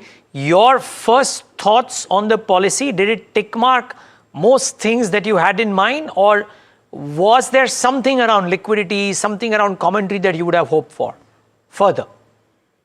Thank you for having me. So first thought is that the policy was on expected lines as far as the repo rate is concerned. We did not expect the rate to be cut this time, and we did not expect the stance to be changed. We expected consistency, and that is what the policy has delivered. So in that sense, it's a consistent and expected policy. Second is that as far as liquidity, I hear a lot of chatter on liquidity that maybe they should have done something. I think the governor made it very clear that liquidity is something that they will constantly monitor, and as and when there is need for taking any steps, they will take. In fact, yesterday they had a very successful OMO. So going forward also we expect OMOs to happen and or other steps to be taken as and when needed Quarter four is always something where the RBI is very keenly watching because there are tax outflows, there are various other payments, etc. to be made. So therefore, liquidity is generally under pressure. So I'm sure the RBI, being watching it, will take steps as and when necessary. The third piece is, of course, there were a lot of announcements on the banking and the financial sector, which of course we can't predict because those are some things which the RBI has been working on, and then they announce as and when ready. Out of those, I think the allowing the banks to invest in REITs, the real estate investment trusts, I think that's a very important announcement as far as we are concerned, because it opens up one avenue which was so far closed to the banking system. So we'll wait for them to tell us the details and the guardrails. But it's already a 2 lakh crore market, and we expect it to get to, growing at 25%. So very, very important announcement, that one. And of course, the others on the digital protection for senior citizens, for others, increase of collateral-free loans for MSMEs, those are all there. But I would rate the REIT announcement the most important, which is something we've been engaging in the RBI to allow us to do that.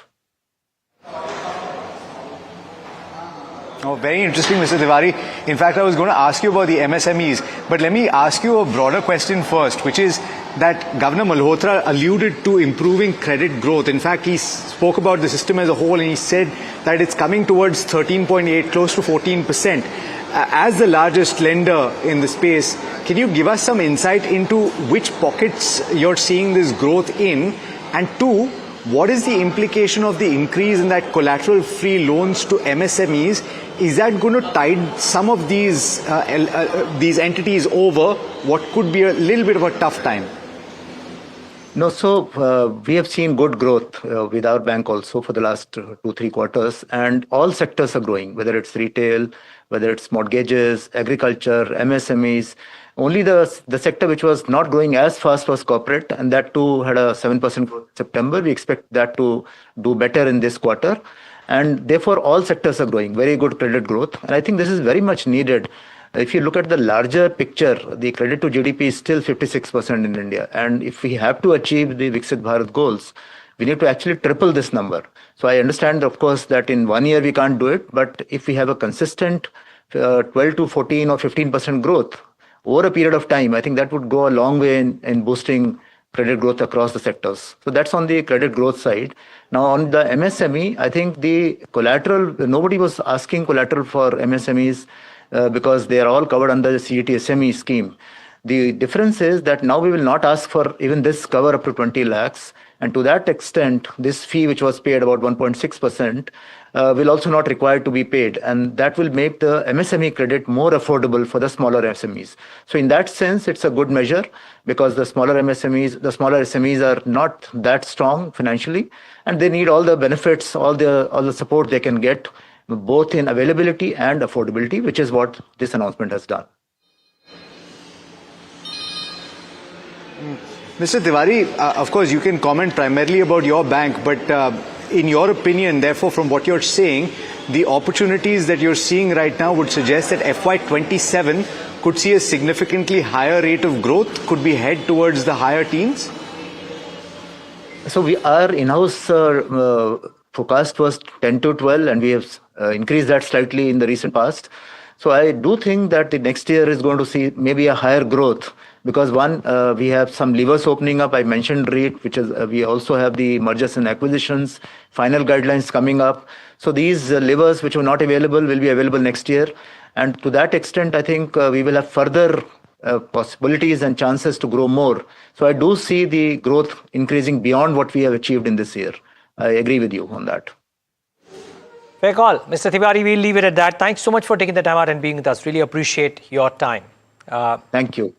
A question to Abhik and a question to Manish Sonthalia, and then of course we'll have a follow-up with Jayesh Mehta as well. But Abhik, the policy had the much expected mention of a growth impetus. Okay, we've not, but okay, Manish is there.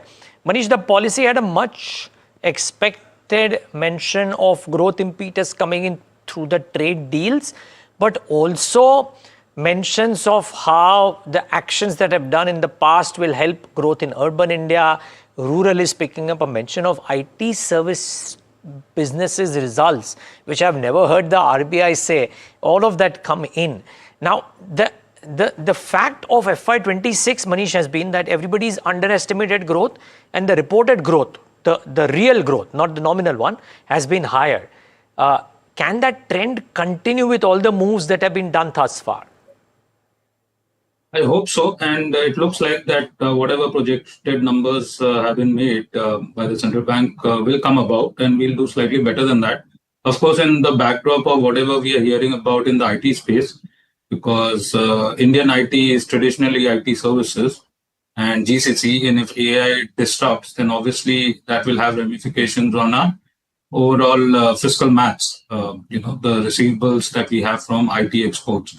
So that will also have a lot of impact on the BOP, etc. So everything said and done, markets will consider nominal GDP growth because we talk about absolute profits, and absolute profits have everything to do with nominal GDP growth, not the real GDP growth. Real GDP growth is very good, but at the same time in the budget, we are working with 10% nominal GDP growth. So all assumptions on the Nifty 50 earnings growth will be centered around what the nominal GDP growth looks like, plus something added to nominal GDP growth.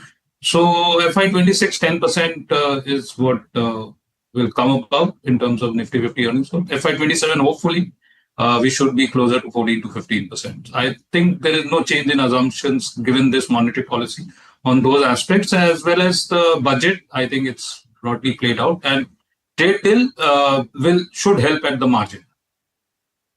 Well noted. Jayesh, what is your own assessment, either your or at the house, around what growth could do? Because while we've been punching above our weight, very likely Q4, because of a lot of things that have happened, could be higher too.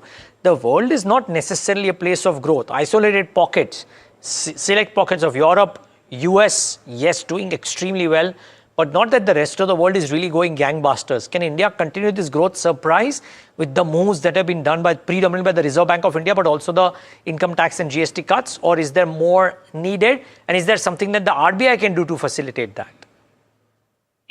So I think I'll give you a very different perspective, which I was also surprised, right? So when you meet the management and when you meet the promoters and all that, they have been quite upbeat and bullish. And when you meet the fund managers, they have been very bearish on the growth prospect, right? And I think that's what I tried to ask some of the guys, and somebody actually gave me a reply. It's more because the fund managers look at the adjusted inflation adjusted growth, whereas the promoter management is okay with volume growth, right? And the volume growth is happening at most of the places. So it's a very different perspective they are looking at, and maybe the fund management is not aligned. And of course, there is an overhang of FPI selling, right? Which is a different ballgame altogether. Maybe at some other point of time we can discuss that.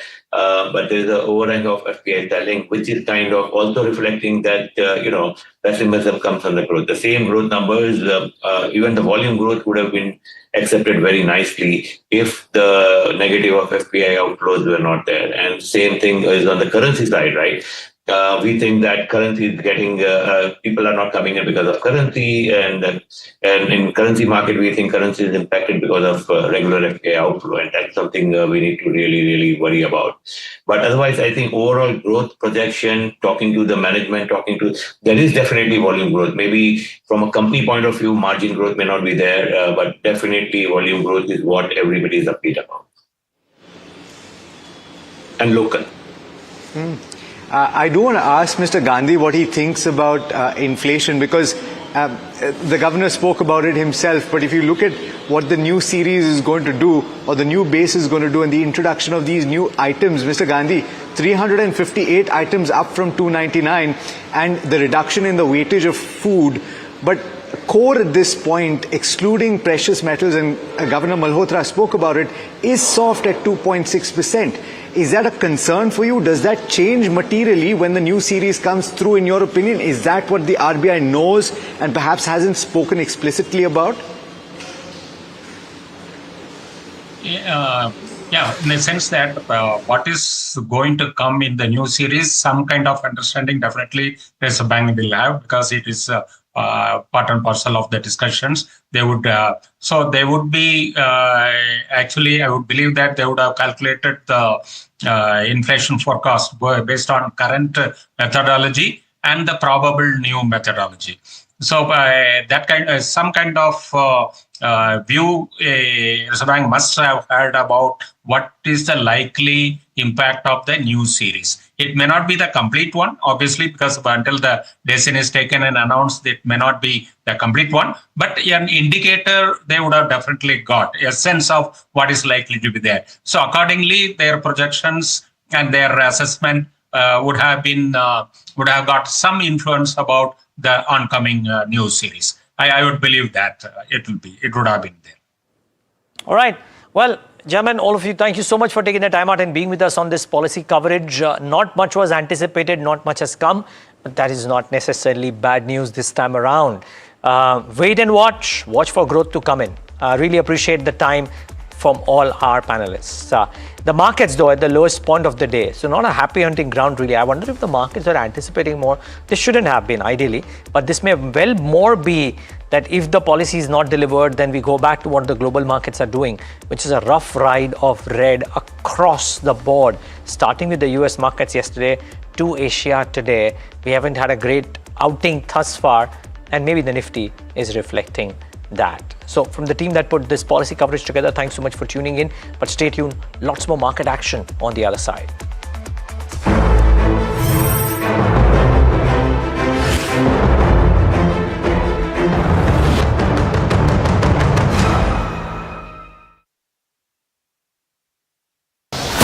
As tariffs rewrite trade, and India's New Deal and the US redefine global alignments, a powerful shake-up is reshaping the global economy.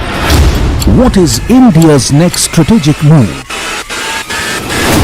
Join Finance Minister Nirmala Sitharaman and leading global voices as they decode this new economic reality at the NDTV Profit Conclave, making sense of the new world order. India, the real deal. 7 February, New Delhi. Only on NDTV Profit.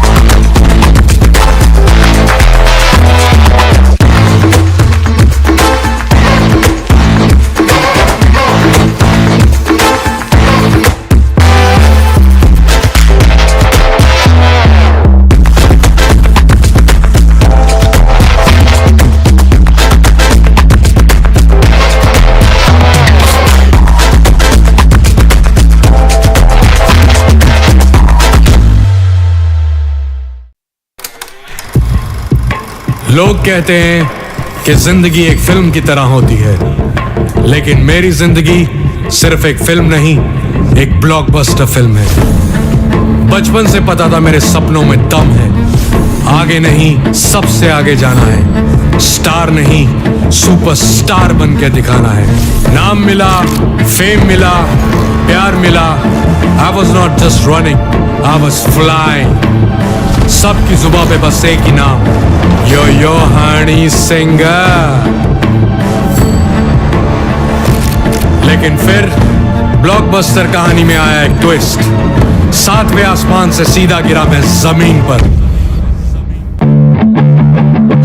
फिर क्या, खुद पे काम दोबारा शुरू, fans ने फिर प्यार दिखाया, फिर स्टार नहीं सुपरस्टार बनाया। है ना मेरी जिंदगी एक ब्लॉकबस्टर फिल्म। शुक्रिया आपकी प्रेयर्स का और आपके प्यार का।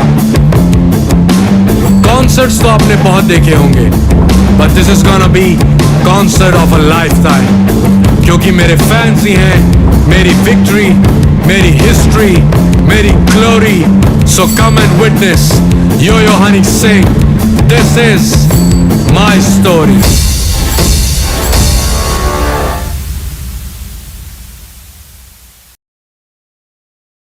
Presenting the all-knowing, all-powerful Tech Guru. Whoa. Guru? I'm no guru. Okay. I'm just a guy who loves his tech. A show where the mysteries of megabytes and motherboards shall be unraveled. Bro, nobody talks like that anymore. This is all about connected ecosystems, EVs and AI that you can use in your daily life. That's what we do on Tech 360. Real talk, real reviews, tech that you can actually use. Tech has changed. So should your tech show.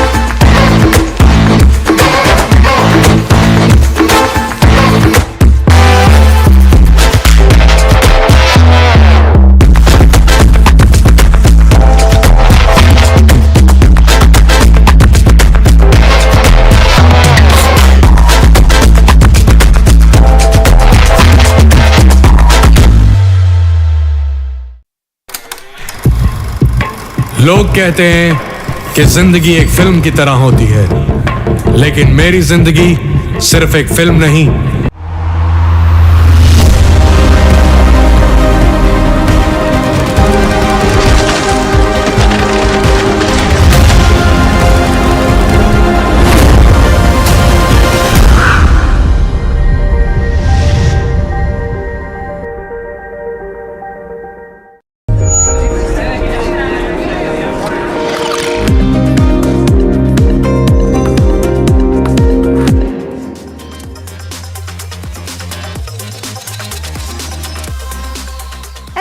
You're watching Ask Profit here at NDTV Profit, a slightly curtailed version of Ask Profit, at least on the morning edition today because of the monetary policy, of course. With me, Mahima Vachajani and Puneet Zaveri. Puneet, I think largely there was nothing, major that's been announced in the monetary policy. The repo rate has been kept unchanged at 5.25% mark. I think the FY26 real GDP growth also remains unchanged at that 7.4% mark. But Q1 FY27 and Q2 FY27 projections is where the slight changes in terms of GDP. For Q1, they're expecting it at 6.9% versus that of 6.7% earlier, and Q2 at 7% versus that of 6.8% earlier. So a slight change there. Inflation also slightly at elevated levels. In Q1 FY27, the expected is 4% versus that of 3.9% earlier, and Q2 at 4.2% versus that of 4% earlier. So these are, I think, the key highlights for the monetary policy coming in. But with regards to where the markets stand, every day, our hearts sink to just tell you that it's not a good day today as well for the markets. The Nifty 50 almost at its day's low point. Slight uptick from the day's low point is what we are seeing, down by about 0.4% for the Nifty 50. If we can pull up the heat map and see as to what are the counters that are actually putting pressure. You have TCS, Tech Mahindra, IT counters still putting pressure on the Nifty 50, down by about 2% for TCS, 1.8% for Tech Mahindra.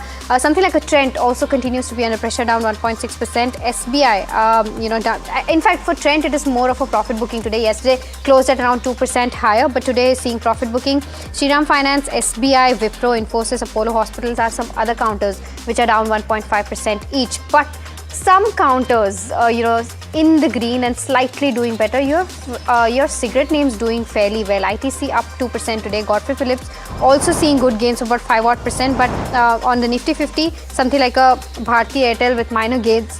For Kotak Mahindra, Bajaj Finance, Power Grid, etc. as well, gains of about 1% each. Let's try to pull up the sectoral heat map and see as to how sectors are faring right now. At this hour of the trade, you have only the oil and gas and FMCG in the green. Nifty Energy slightly in the green, but Nifty IT continues to be under pressure, down 2%. Nifty PSU Banks also down about 1.3%. Nifty Pharma, Nifty Realty, Nifty Defense, Nifty Metal, all of these counters continue to be under pressure. Let's quickly pull up the advanced decline ratio because that will indicate as to how the broader markets are doing. And Puneet, I think the broader markets again, still continue to disappoint and underperform the benchmarks as well. Well, most certainly, and the RBI meet, which was expected to be a key one for the banking index, has largely been so. So it's an event that's happened. Now we move on to earnings yet again. SBI comes out tomorrow. It's going to be a big one and will decide the fate of the PSU banking index. But largely in terms of the mid cap, small cap, we can show that up very quickly.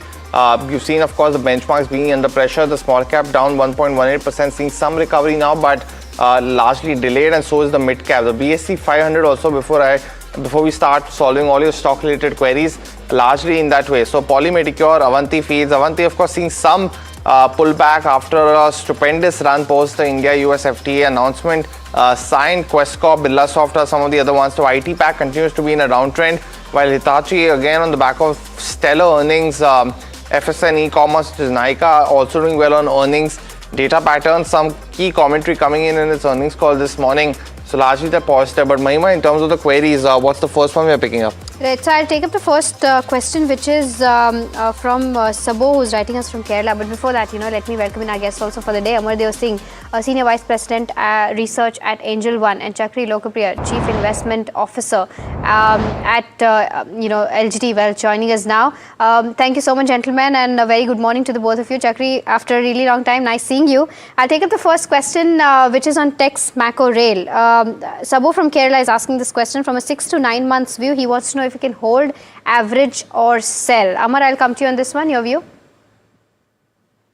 Yeah, good morning. Thanks for having me. Tex Macro Rail, I think, in the budget, there's some positive news. So there is some amount of increased spend. So I would continue to hold Tex Macro Rail.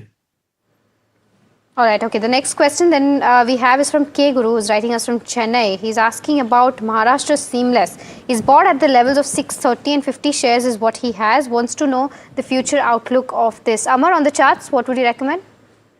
I would say that the stock has corrected significantly, and currently it's around the 520, 530 zone. It's a very strong support zone. The stock is trying to form a base. It's very likely that this 500 level would be held, but for any upside move, the stock needs to sustain over the 540, 545 levels, because the long-term charts still remain negative. But what we are seeing is a bounce back since most of the indicators are in oversold territory.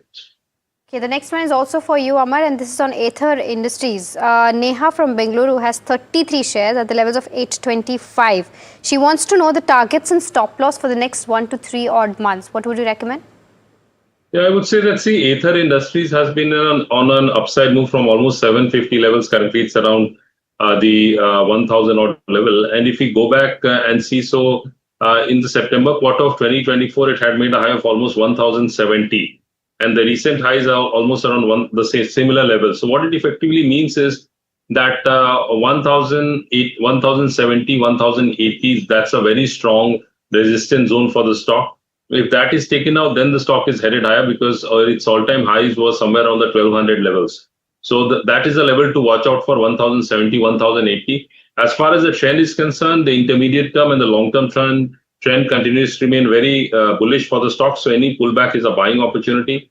Currently, from the short term, we are seeing some sort of selling pressure though. So very strong support for the stock is somewhere around the 940, 950 levels. Got it. Okay. So hold on to the stock.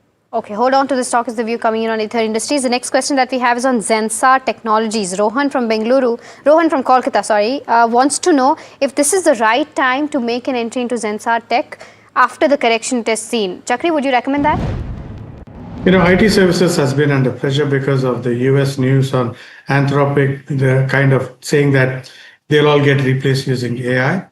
We think, the future of IT services is actually good because they are services companies, not software companies. They will connect one software to the other. So Zensar falls on that category. So I would accumulate. The news flow will be volatile. So I'll continue to accumulate the stock over time. Chakri, the next question that's coming in is on IOC. Now, viewer actually is holding shares at 146, and this is currently, of course, stocks trading at 175. Chakri, should she continue to hold, or do you think that there could be some flourish momentum? What would you suggest? The stock is likely to be weak in terms of because of the news flow, but given that it is an inexpensive stock, I think that weakness will go away over let's say the next 6 months on. So I would continue to hold it. Okay, all right. The next question that we have is from Satyan. He's asking about Varun Beverages. He says he's holding since the past few months at the rate of 480. He wants to know. He'd actually kept a stop loss for 440, which is hit now. The stock is trading at 438. What is the technical view from a short-term perspective? Can he continue to hold at this point of time? Amar, what would you recommend right now? So if I look at Varun Beverages, it clearly shows that the stock is in a downtrend. There's no doubt about it. And if I look at the longer-term trend, that also is extremely negative. So effectively, what it means is that any pullback is not likely to sustain what we saw recently, also the stock hitting 500, 510 levels.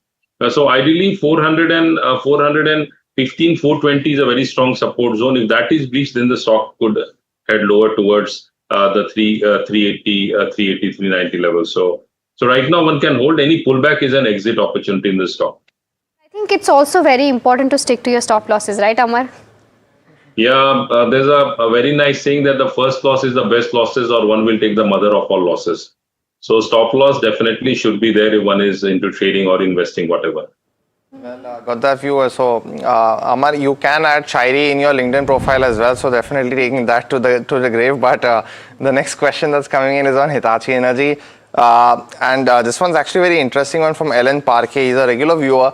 He bought it at 6,900 rupees. So, and he bought 100 shares. So he's sitting on a massive profit. I hope we can make the plate very quickly to show our viewers because the shares trading at 20,000 now, and at 100 shares, his market value is roughly 20 lakh rupees. So he invested almost 7 lakh rupees. Currently trading at 21,000 rupees. So his gains have been massive on this counter. And I hope that, Mr. Parkey, you take a chance, pick up the call and answer us, what you saw at that price, because a massive move, strong Q3 earnings. Varsha has been covering that since the morning. But Chakri, I think there's an obvious answer in terms of if you should continue to hold. But what will be some of the things that you will be watching out for over the next few quarters for Hitachi Energy? Because it's a strong one to say the least, right?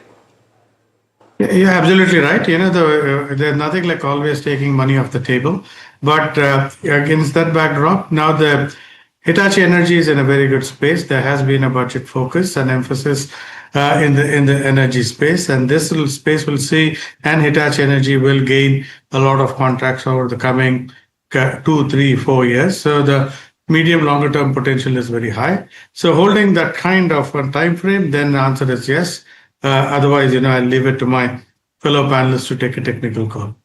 Got it. Amar, just curious actually if there is one technical call on Hitachi Energy, because again, it went through a lull just before the Q3 results came out, and then again now back in focus. What would you recommend?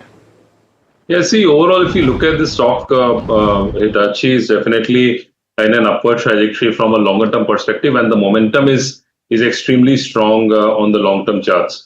Short term, however, we've seen, as you rightly said, it's been in a consolidation phase somewhere between the 16,700, 17,000 levels, and on the upside towards the 22,000, 23,000 levels. So it's more or less trading in a range, but definitely with a positive bias. But I would say till the time it doesn't breach the 22,200, 300 levels, we could witness some sort of consolidation. But overall, the trend is very strong on the longer term charts. Okay, so that's the view coming in on Hitachi Energy. The next question that we have is on IRIDA. Gopika from Chennai is holding 200 shares at the levels of 245. Is this a good stock to average is what she's asking. She's a long-term investor. Chakri, what would you recommend? IREDA is in a very strong space of renewable energy financing, and that's a space will continue to grow very fast. And company's balance sheet is strong, its NPAs are low. So the stock has been weak due to various slowdowns, but I think longer term, therefore, yes, you can accumulate the stock. Chakri, the next question that's coming in is on MCX. Now, our viewer Surya Chandra from Hyderabad is actually holding 500 shares at 2,500 rupees per share. So, so he is sitting on a loss because of the size of the quantity of the shares that he holds. He's asking what he should do right now. Now, Chakri, let me come back to you because the commodities have been very volatile, and while that helped MCX, it's now turning on it in that sense. What should he do right now? Would you suggest he should continue to hold? If not, if the correction continues, should he average down? What would you recommend? Given that the volumes have gone up through the roof for commodities trading, and that is showing up actually, if you look at the recent volumes of MCX, have been very strong. So now if this downtrend continues, then at some point volumes will start drying up for MCX. So I think, if the key answer to the question is watch for volatility. If these commodity prices stabilize and start moving up, then I'll continue to hold on to MCX. So that's if you're coming on MCX. The next question that we have is on SBI. Sunil from Mumbai is holding 100 shares at the levels of 1075. He wants to know the short-term target and stop loss for this particular counter. Amar, your view? Yeah, so as far as SBI is concerned, I would say we've got the results also coming. So one can hold on to it right now, but there's going to be some increased volatility which we are likely to witness. On the downside, the stock has got very strong support on the 990 levels. So that's the level to watch out for. If one needs to have a stop loss, it needs to be below that level. On the upside, only sustaining above the 1080, 1090 level can you expect further up move. But if you look at the overall trend of the stock, still continues to remain positive on the intermediate term and the long term basis. Short term, we are seeing some sort of consolidation. Amar, just curious, do you generally play this theme where the results are around the corner? Do you generally build up any positions, or do you generally wait for the event to just go by? See, there's generally, if you see charts to a certain extent, they do give some clues and signals as to which way the results could be, because the trend is something which is very important. So watching out for the trend is crucial. What I see in SBI, for example, we would witness some sort of volatility, but again, if it breaches or sustains over the 1070-80, then it's definitely headed very higher. Otherwise, we could witness some consolidation, and as I said, that's the level to watch out for. So yes, at times it makes sense to preempt the move. The next question coming in is on Datamatics Global Services, and our viewer actually Sudhir from Bengaluru is holding 830 shares at 530 rupees per share, asking a long-term view on the stock. Chakri, by any chance do you track this counter? It's been one where there's been a lot of hope, but the delivery somehow hasn't happened over the last few years. Should he continue to hold? The space is a very attractive space, but the company's execution has been kind of very spotty over the last several quarters. But given that this as a space will do well, Datamatics is a fairly well-known name, so I would hold on to this position. Okay, the viewer is already sitting on profits of over 2 lakh rupees. All right, Chandrasekhar from Hyderabad is writing in and wants to know if this is the right time to buy Natco Pharma. Amar, would you recommend that? So if I look at Natco Pharma, clearly it's I would say rather stay away, because this is one stock which really hasn't done much. And if I look at it, there's no trend in the stock. So rather not get into a stock which is into a trading range, because till the time Natco does not sustain above the 880, 900 levels, you don't expect a major move. But on the downside, yes, the stock is strongly supported somewhere around the 780, 790 levels. So it's more from a trading play. So if you are more from a trading perspective, then it could make some sense around the 790 odd levels. But don't expect any major trend in the stock in the near future. Got your view, Omar. The next question is an interesting one. It's one that actually Mahima tracks very closely, and she can get us some perspective on Q3 of PVR Inox. Now, Amit Sharma is actually holding this counter at 1138 rupees per share. Stocks, of course, fallen since then, but he's asking what's a long 1 to 2 year view. Mahima, in terms of just the Q3, what was like some of the key, because Dhurandhar was something that was dominating the news flow last quarter and will dominate the news this quarter as well. But what were some of the takeaways from the management conversation yesterday? I think the key takeaways were that I think the stake sale that they've made of 4,700 BC, that's going to give them a good leverage in terms of where their net debt stands, because they'll be able to use those 220 odd crores to pay off their debt and become net debt free by FY27. And secondly, they've said that occupancy levels will grow from here on. And thirdly, even in terms of the overall competition that's coming in from OTT, they're saying that with all these blockbusters coming in, people are kind of skewed towards coming to the theatres and then, having that theatre experience and not just, sit home and watch it on OTT. So that was something, I think, which were the key takeaways from me. But Chakri, your quick view on PVR and Inox. The stock has corrected, post Dhurandhar, but it again always reacts given, whenever there's a good content release happening. So there's nothing on the horizon for the next 3 months. So that way the stock is likely to languish, but occupancies have been low. The company's balance sheet will improve with the debt coming down. So if you have the time to hold for the next several months, I would hold it. But meantime, I doubt there's really much to be in terms of stock action because there's no fundamental news. Okay, all right. So that's the view coming on PVR Inox. So it's time for our rapid fire round. Amar as well as Chakri, you both know the drill. Try to keep your answers as short as possible to buy, sell and hold. The first one is on TCS. Karthikeyan wants to know if this is worth investing right now from a fundamental point of view. Chakri? I would buy TCS. The news of the US news is overblown. Cupid is the other counter, and we definitely should get Chakri's view sometime on a longer chat than this, but on his view. But Cupid bought at 447. Amar, we've asked you, I think, 1,000 times on this, but what's your view now? Should he continue to hold? Yeah, I would say right now hold. Only above 435, 440, you can expect an up move. Okay, Sagility is the next one. Rishi from Bengaluru wants to know if he can invest right now from a long-term perspective. No, he's bought at 51 rupees, but can he stay invested from a long-term perspective, Chakri?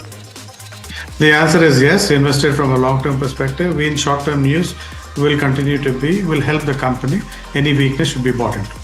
Swiggy is the other one. Chakri, I don't know if you have a view, beaten down and bruised, but is it a good time to look at the stock now?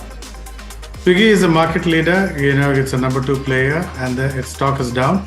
So it's clearly worth buying at current levels. Okay, Delta Corp. Srikanth has bought 100 shares at the levels of 126. He's a long-term investor. Can he continue to hold, exit? What should he do? Chakri, your view. Yeah. So Delta is basically, there's a lot more regulatory news which will come back and forth. So from that perspective, it's a very volatile company. So it's more a trading stock. Kanan holds KPIT Tech at actually 1,200 rupees per share. He's willing to hold for the next 3 years. Chakri, should he continue to do so? Yes, I think the news flow, in another few months will turn positive in the US for manufacturing companies doing IT work.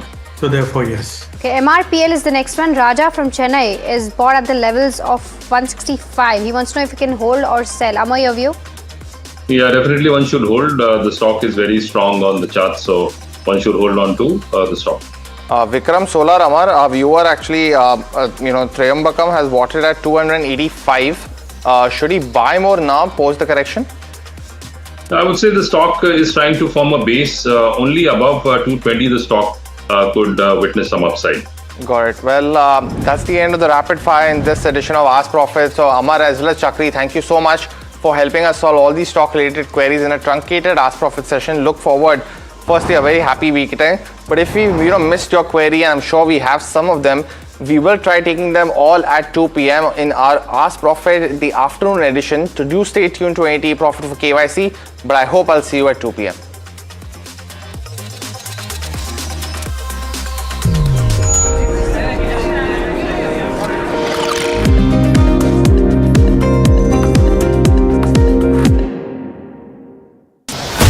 As tariffs rewrite trade and India's New Deal and the US redefine global alignments, a powerful shake-up is reshaping the global economy.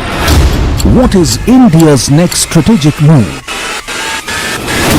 Join Finance Minister Nirmala Sitharaman and leading global voices as they decode this new economic reality at the NDTV Profit Conclave, making sense of the new world order. India, The Real Deal. 7 February, New Delhi. Only on NDTV Profit.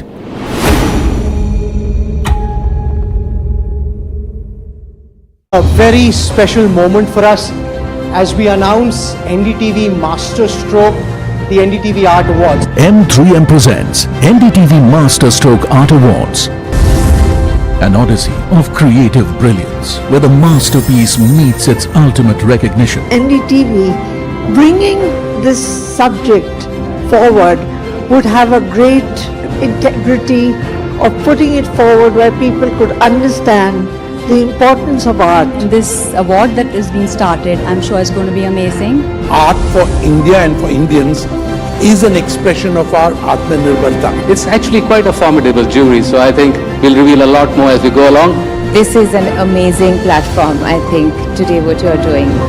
I have always had this inclination towards art, and if we don't collaborate and bring those artists forward, give them a platform, who else will? Honoring the masters who define our cultural landscape, M3M presents NDTV Master Stroke Art Awards on the NDTV network. How does the X-ray machine know whether I'm doing an X-ray of the leg or the hand? The machine doesn't know. So why is the price different? Is that?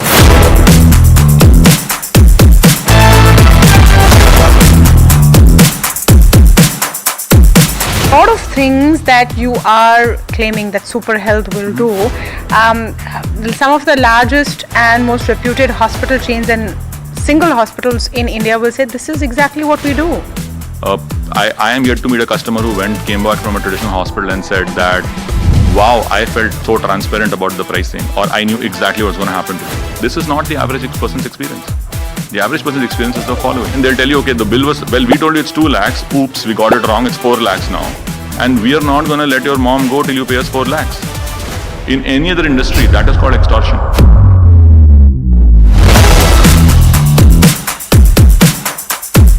Doctor has turned into your salesperson. It is, in yes. the current structure. Yes. You're saying your doctors are not? You know, the premise that the doctor must bring the patient, I reject it.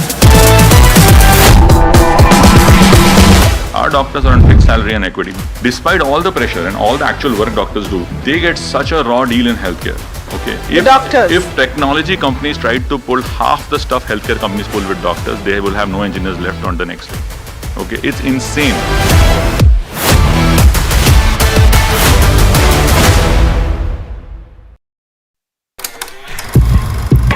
लोग कहते हैं कि जिंदगी एक film की तरह होती है, लेकिन मेरी जिंदगी सिर्फ एक फिल्म नहीं, एक ब्लॉकबस्टर फिल्म है। बचपन से पता था मेरे सपनों में दम है, आगे नहीं सबसे आगे जाना है, स्टार नहीं सुपरस्टार बन के दिखाना है। नाम मिला, फेम मिला, प्यार मिला, I was not just running, I was flying। सबकी जुबां पे बस एक ही नाम, यो हनी सिंह। लेकिन फिर ब्लॉकबस्टर कहानी में आया एक ट्विस्ट, 7वें आसमान से सीधा गिरा मैं जमीन पर। फिर क्या, खुद पे काम दोबारा शुरू, फैंस ने फिर प्यार दिखाया, फिर स्टार नहीं सुपरस्टार बनाया। है ना मेरी जिंदगी एक ब्लॉकबस्टर फिल्म। शुक्रिया आपकी प्रेयर्स का और आपके प्यार का। कॉन्सर्ट्स तो आपने बहुत देखे होंगे, but this is gonna be concert of a life time, क्योंकि मेरे फैंस ही हैं मेरी विक्ट्री, मेरी हिस्ट्री, मेरी glory. So come and witness Yo Honey Singh, this is my story.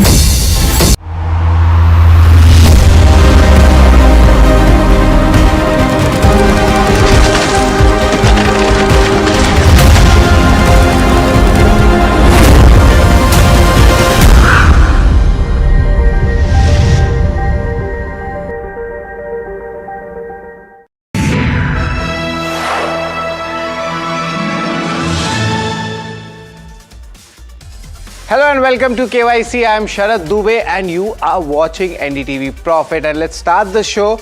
I'll be giving you some hints, and this time the hint is a bit different because it's a Kolkata-based company. It's a Kolkata-based company. That's to put it for our Bengali viewers. And the company is into plywood and interior manufacturing. Also, the second hint I would like to give you, we are coming closer now. They deal with MDF and laminates as well. MDF is nothing but your medium density floorboards which are there, which you see in your home. It's very close. Another hint I would like to give you about this company is Pratik Gandhi is the brand ambassador. This is one of the easiest companies you can guess on this, but I'll give you something much more than that. And of course, this is the company I'm talking about, and the stock itself has given 190% returns in the last 5 years as well. So if you're holding this stock, congratulations. But some concerns on short term are definitely there.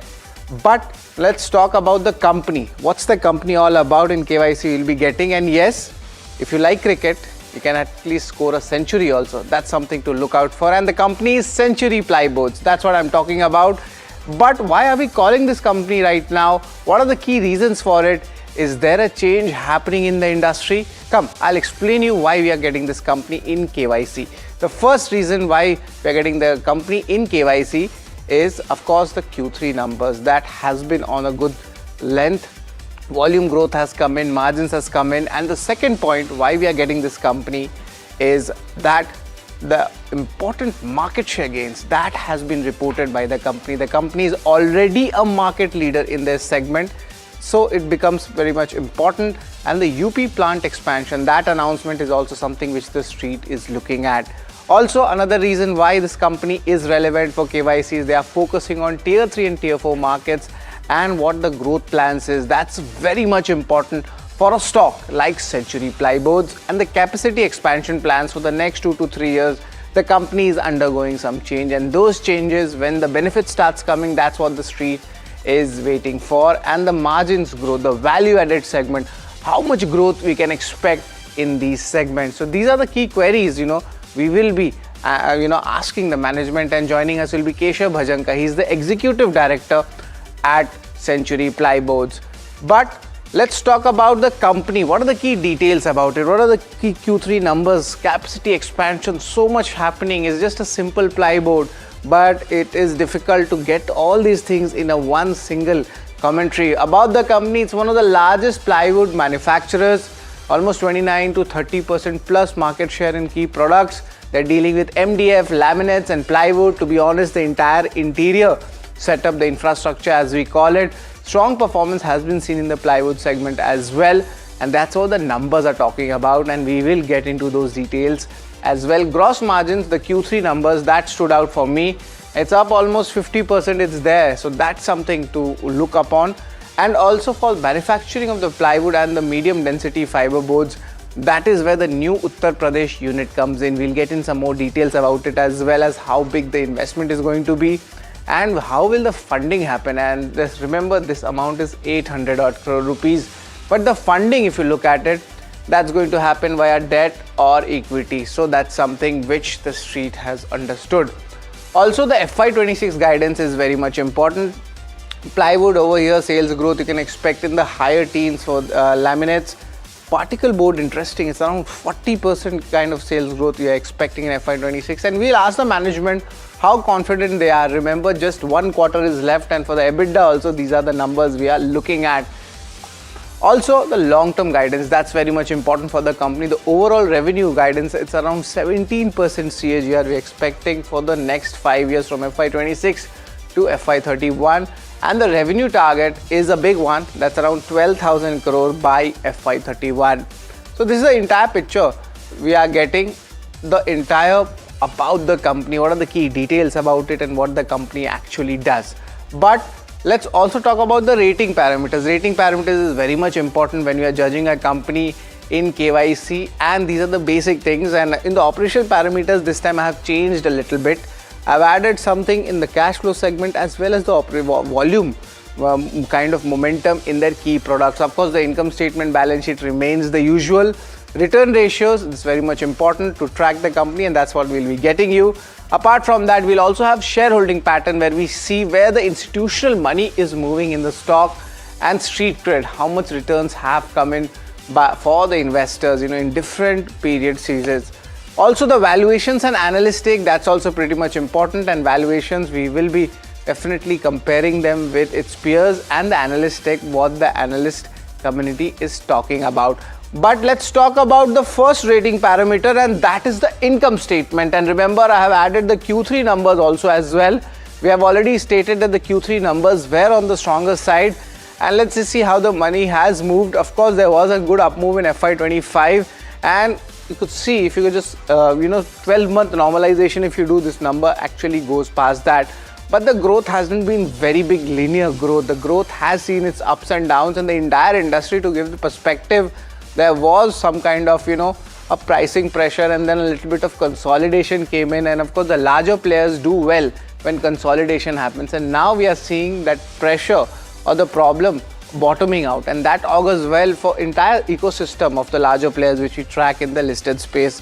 PAT also has been flat. In FY25 was 186 crores, right now it's at 189 crores. Of course, we expected to shoot up past the 200 crore mark Q4. This is just a basic mathematics calculation, but net the margin front, that needs to come back to that 15% on a consolidated basis, and that's what the street is looking out for. And because of that, I've given this a neutral rating when it comes to the income statement. So we spoke about income statement. Let's talk about balance sheet. Balance sheet I have really liked about this company. The net worth has been decent, but one thing I'm talking about is the total debt that has slightly increased. But remember, the debt to equity ratio is nothing to be concerned about. It's around 0.3 to 0.4 between that. And it's a pretty healthy one. The way the company is expanding and the way they are managing it, that's a good one. And cash balances are also decent, around 70 odd crore rupees. But remember, a high working capital business is also there in plywood segment. But net, I really like the quality of the balance sheet in the analysis, despite what the capex expansion plans are undergoing and the way it's being managed. That's why a strong thumbs up when it comes to the balance sheet. So we spoke about the income statement, we spoke about the balance sheet, but apart from that, operational parameters is very much important, and I have added a little bit of cash flows elements, the cash conversion element. That was a proper data which was there to actually get them, and that has actually slightly improved, not greatly but slightly, but it's on the positive. But more importantly, let's look at the sectoral performances, how they have gone up, and these are all the year-on-year growth which I'm talking about. They have maintained it for plywood volumes. For laminates, it has actually, the losses have narrowed down.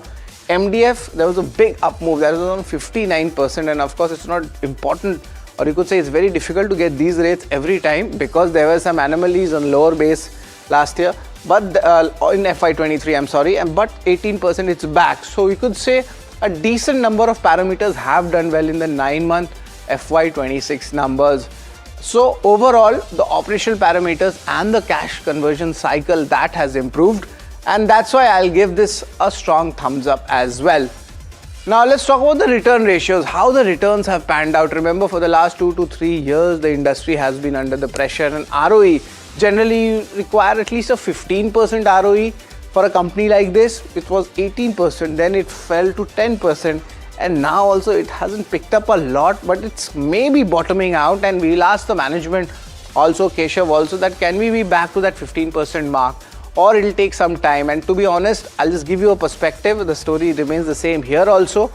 The entire thing is that company is going through some capex expansion plans, and whenever that happens, there is always a stress in the balance sheet. A little bit of return ratios get muted, and if you're a long-term investor, maybe in 2 to 3 years this cycle turns also, and when that cycle turns, we see a lot of interest from institutions and retail. But overall return ratios as of now, what data suggests, I'll give a strong thumbs down when it comes to the return ratio. We have spoken about a lot about numbers, but the numbers continue, but the shareholding pattern is also very much important to track.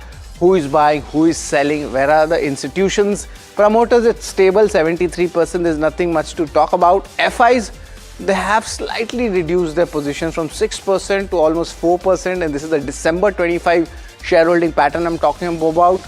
But interestingly, the DIs, they have actually increased it from 15% to 18%, and they have remained stable. So one side DIs are buying, other side FIs are selling.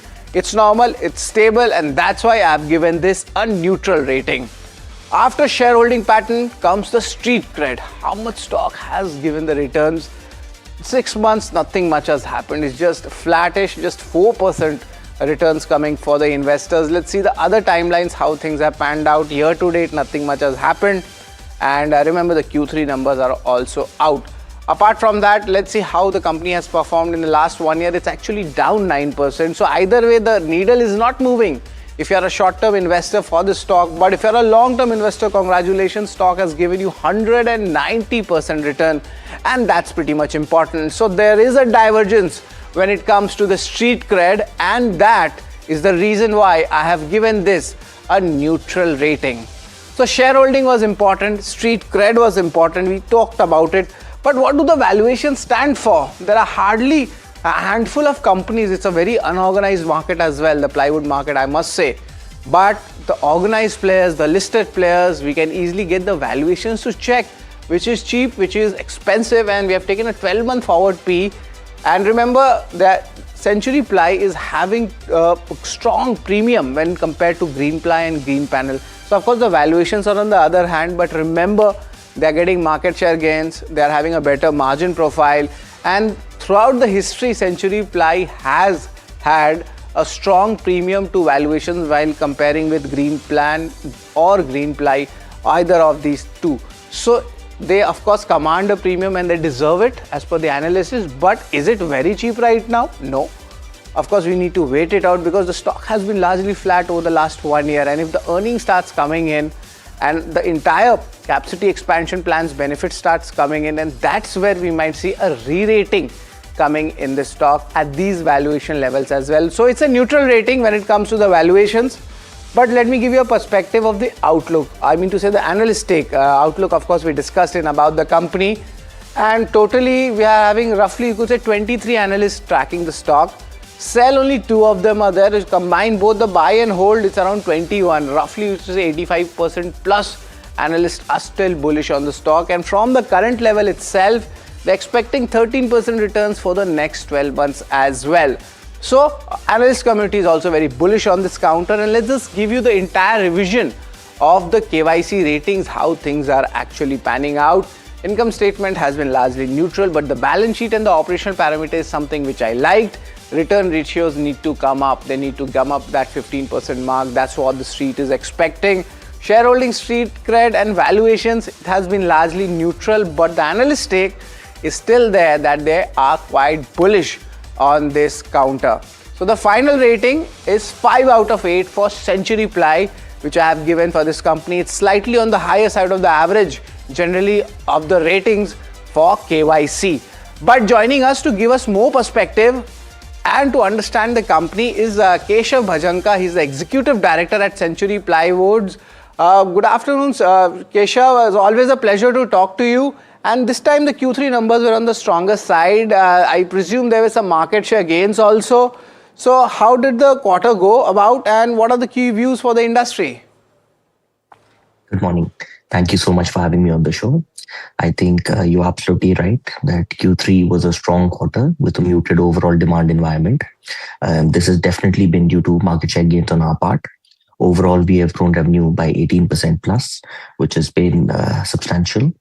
All our segments have grown. Our plywood segment has grown by 15%, laminate by close to 10%, MDF by 19% plus, and particle board, because of the new capacity and the lower base, has grown by 80% plus. Overall, I believe that this growth trajectory is likely to continue, and we are very well online to meet our guidance, if not better the same. That's pretty interesting on that. But Keshav, the margin front, I just wanted to get your views on that. Some kind of, operational efficiency is also kicking in. I saw the numbers, but a healthy, guidance for the margins going ahead, maybe for the next 2-3 quarters. What would that be? I think we have given guidance for the year overall, and we are pretty much online with the same. As far as plywood is concerned, we are given 12 to 14% for the current FY, and I think we'll easily meet that. In laminates, we had given high single digits, and we are well online for that. In MDF, we had given 14 to 15%, and in particle board, steady state margins will be 15%. But as this is a large capex and new capacity that has just come into play, for the current year, we have given low single digit EBITDA numbers. We are on track to meet all of these, and going forward, like you rightly pointed out, as operating leverage increases, as we gain market share, quarter on quarter, year on year, margin profile should look further on the up. And Keshav, there's the new capacity expansion plan happening in the state of Uttar Pradesh. This will be used for what, and the total investment would be how much? And will it be only through internal accruals or there'll be a mix of equity or debt? I think the Uttar Pradesh plant is predominantly for plywood and for MDF. As you know, Uttar Pradesh is one of the largest consumption hubs in India. And alongside that, Uttar Pradesh has a massive benefit in terms of raw material and perennial raw material availability because it is one of the hubs of agroforestry as far as India is concerned. The investment in MDF would be close to 800 crores and the investment in plywood would be close to 300 crores. And a majority of this will be funded through internal accruals. As you know, we have a very strong operating cash flow. And I think we will be able to fund this without any meaningful debt on the books. Pretty interesting, and we did mention to our viewers in KYC that the cash conversion cycles, they have come down as well, and that augurs well if you look at the ratios as well. But Keshav, the idea is the market share gains, broking community has been upbeat about that. Any kind of quantification on these, in your key segments which you are operating, what kind of market share gains was there in the organized space for you? Unfortunately, our industry being heavily unorganized, as you had rightly pointed out, is very difficult to get authenticated numbers. However, if you look at the market growth overall, for instance, in plywood, the market would be growing at a single digit, maybe a mid to low single digit, whereas we are growing at 15% plus. So that shows the sort of market share gains that are taking place. But unfortunately, I can't put any authenticated numbers towards that.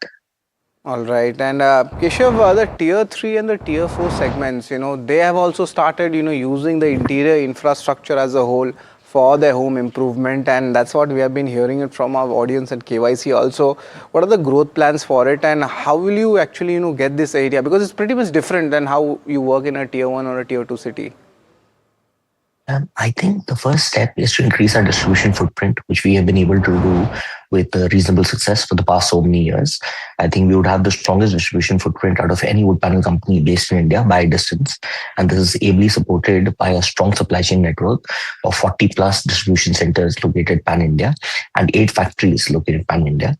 Alongside that, you see, we are the only company that has the entire basket of products, whether it is from premium plywood such as Century Club Prime to economy plywood such as Scenic to Century MDF to Century Particle Board. We actually have products that cater to every single price point and every single price category. This enables us to penetrate into tier 3 and tier 4 markets because those might not be necessarily premium plywood markets, but they will definitely be particle board and MDF markets. So as the only company in the country today that has a range that encompasses all price points, I think we are well poised to capture that growth as well. And what are the current capacity utilization levels for your plant right now? By Q4, I think we'll be at 90% plus for both plywood and for MDF.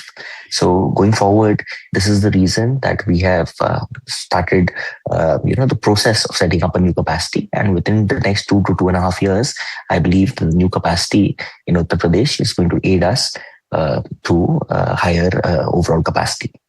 That's pretty much interesting. Just to give the perspective to our viewers, whenever a company gets that 75 to 85% of capacity utilization, that's where the company starts planning in to start and new operations as well, and that's what Keshav pointed out as well. And this capex investments which we are getting for the next 2 to 3 years for Century Ply, what's the amount has been earmarked, just to give it a clarity for our audience? So as of now, the only large frozen capex plans that we have, like I had mentioned earlier, one is our new plant in Hoshiarpur that we are coming up with, which is a plywood unit with a capex of, I think, 120 to 140 crores. And the unit in Uttar Pradesh, which will of course be in phases, but with a total capex of 1100 crores. This is the only frozen capex we have on our books at the moment. Keshav, this is an industry-specific question I have for you, and this industry was going under the stress for the last, say, 2 to 3 years. A lot of